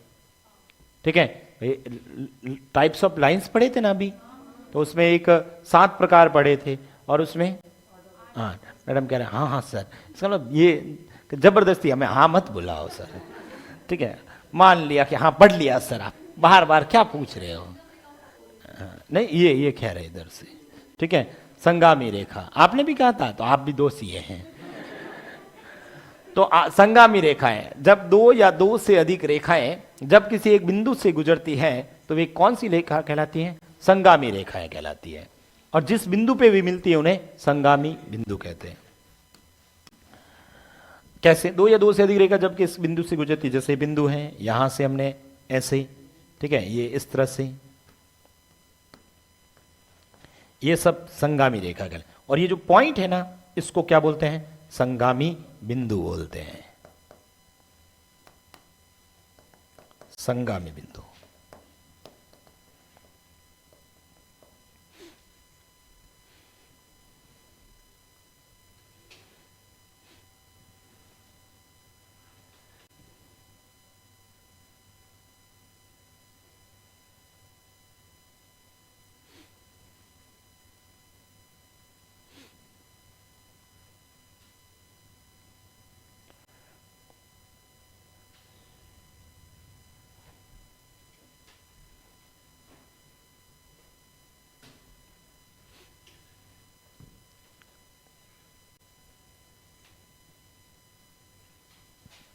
लिखें, जल्दी से इसको पूरा कर लेते हैं।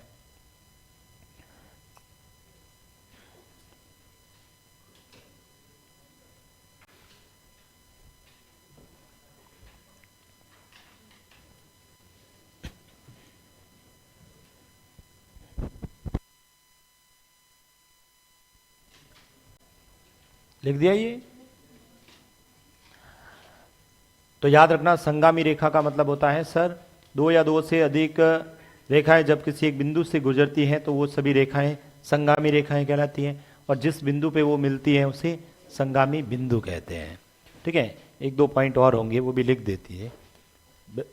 प्रत्येक प्रतिच्छेदी रेखा संगामी रेखा था, नोट लिख दीजिए, प्रत्येक प्रतिच्छेदी रेखा संगामी। इधर देखो, इसका मतलब क्या लिखा है, प्रत्येक प्रतिच्छेदी रेखा संगामी रेखा होती है। प्रतिच्छेदी रेखाएं बताओ क्या थी, ये ऐसे और ये ऐसे, तो इसका मतलब ये भी क्या है, संगामी रेखा, क्योंकि संगामी रेखा की परिभाषा पढ़ो, दो या दो से अधिक रेखा जब किसी बिंदु से गुजरती है, बिल्कुल इस बिंदु से गुजरती है, इसका मतलब हर प्रतिच्छेदी रेखा क्या होती है, संगामी रेखा।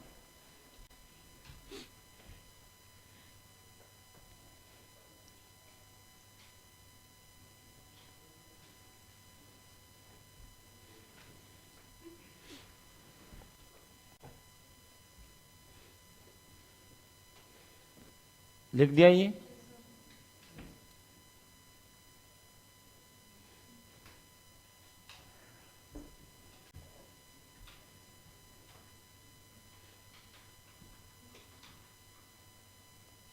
नेक्स्ट देखो, अगला पॉइंट लिख दीजिएगा, एक दो पॉइंट और होगा।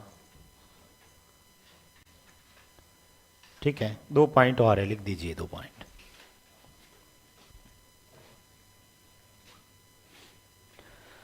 सिंपल ये लिखा है देखो, दो सरल रेखाएं एक समतल में अधिक से अधिक एक बिंदु पर प्रतिच्छेद कर सकती है।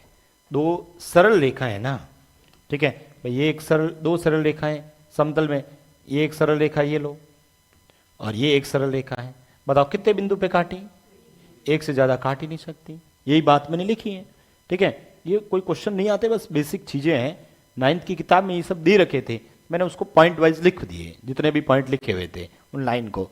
ठीक है, क्या पता कोई स्टेटमेंट से रिलेटेड कोई प्रश्न बना ले, तो अपने को पता होना चाहिए, इसलिए लिखवा रहा हूं। एक बार हाथ से लिखा होगा तो याद रहेगा।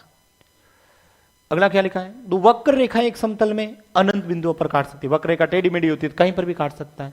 ठीक है, ये ऐसे बना दी एक रेखा, दूसरी ये ऐसे बना दी। ठीक है, बहुत जगह पे ये एक दूसरे को काटती, यहाँ पर पर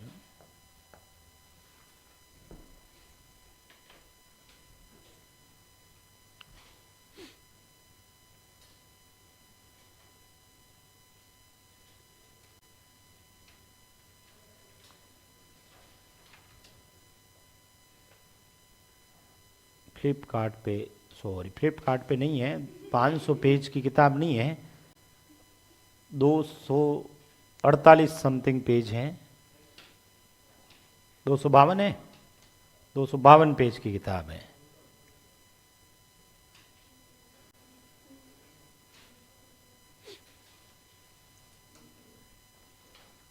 ठीक है, तो बिंदु और रेखा से संबंधित हमने कुछ पॉइंट लिखे, 7 पॉइंट लिखवाए थे मैंने। ठीक है, तो ये पता होना चाहिए। इसमें ध्यान रखने वाली बात एक ही है, असिरे के बिंदुओं से गुजरने वाली सरल रेखाओं की संख्या कितनी होगी, ये पता होना चाहिए। ठीक है, तो ये हमने एक तो पढ़ा समतल, एक पढ़ा वक्रतल, एक पढ़ा बिंदु, फिर रेखाखंड, किरण और रेखा। ठीक है, ये 6 पढ़े थे अपने।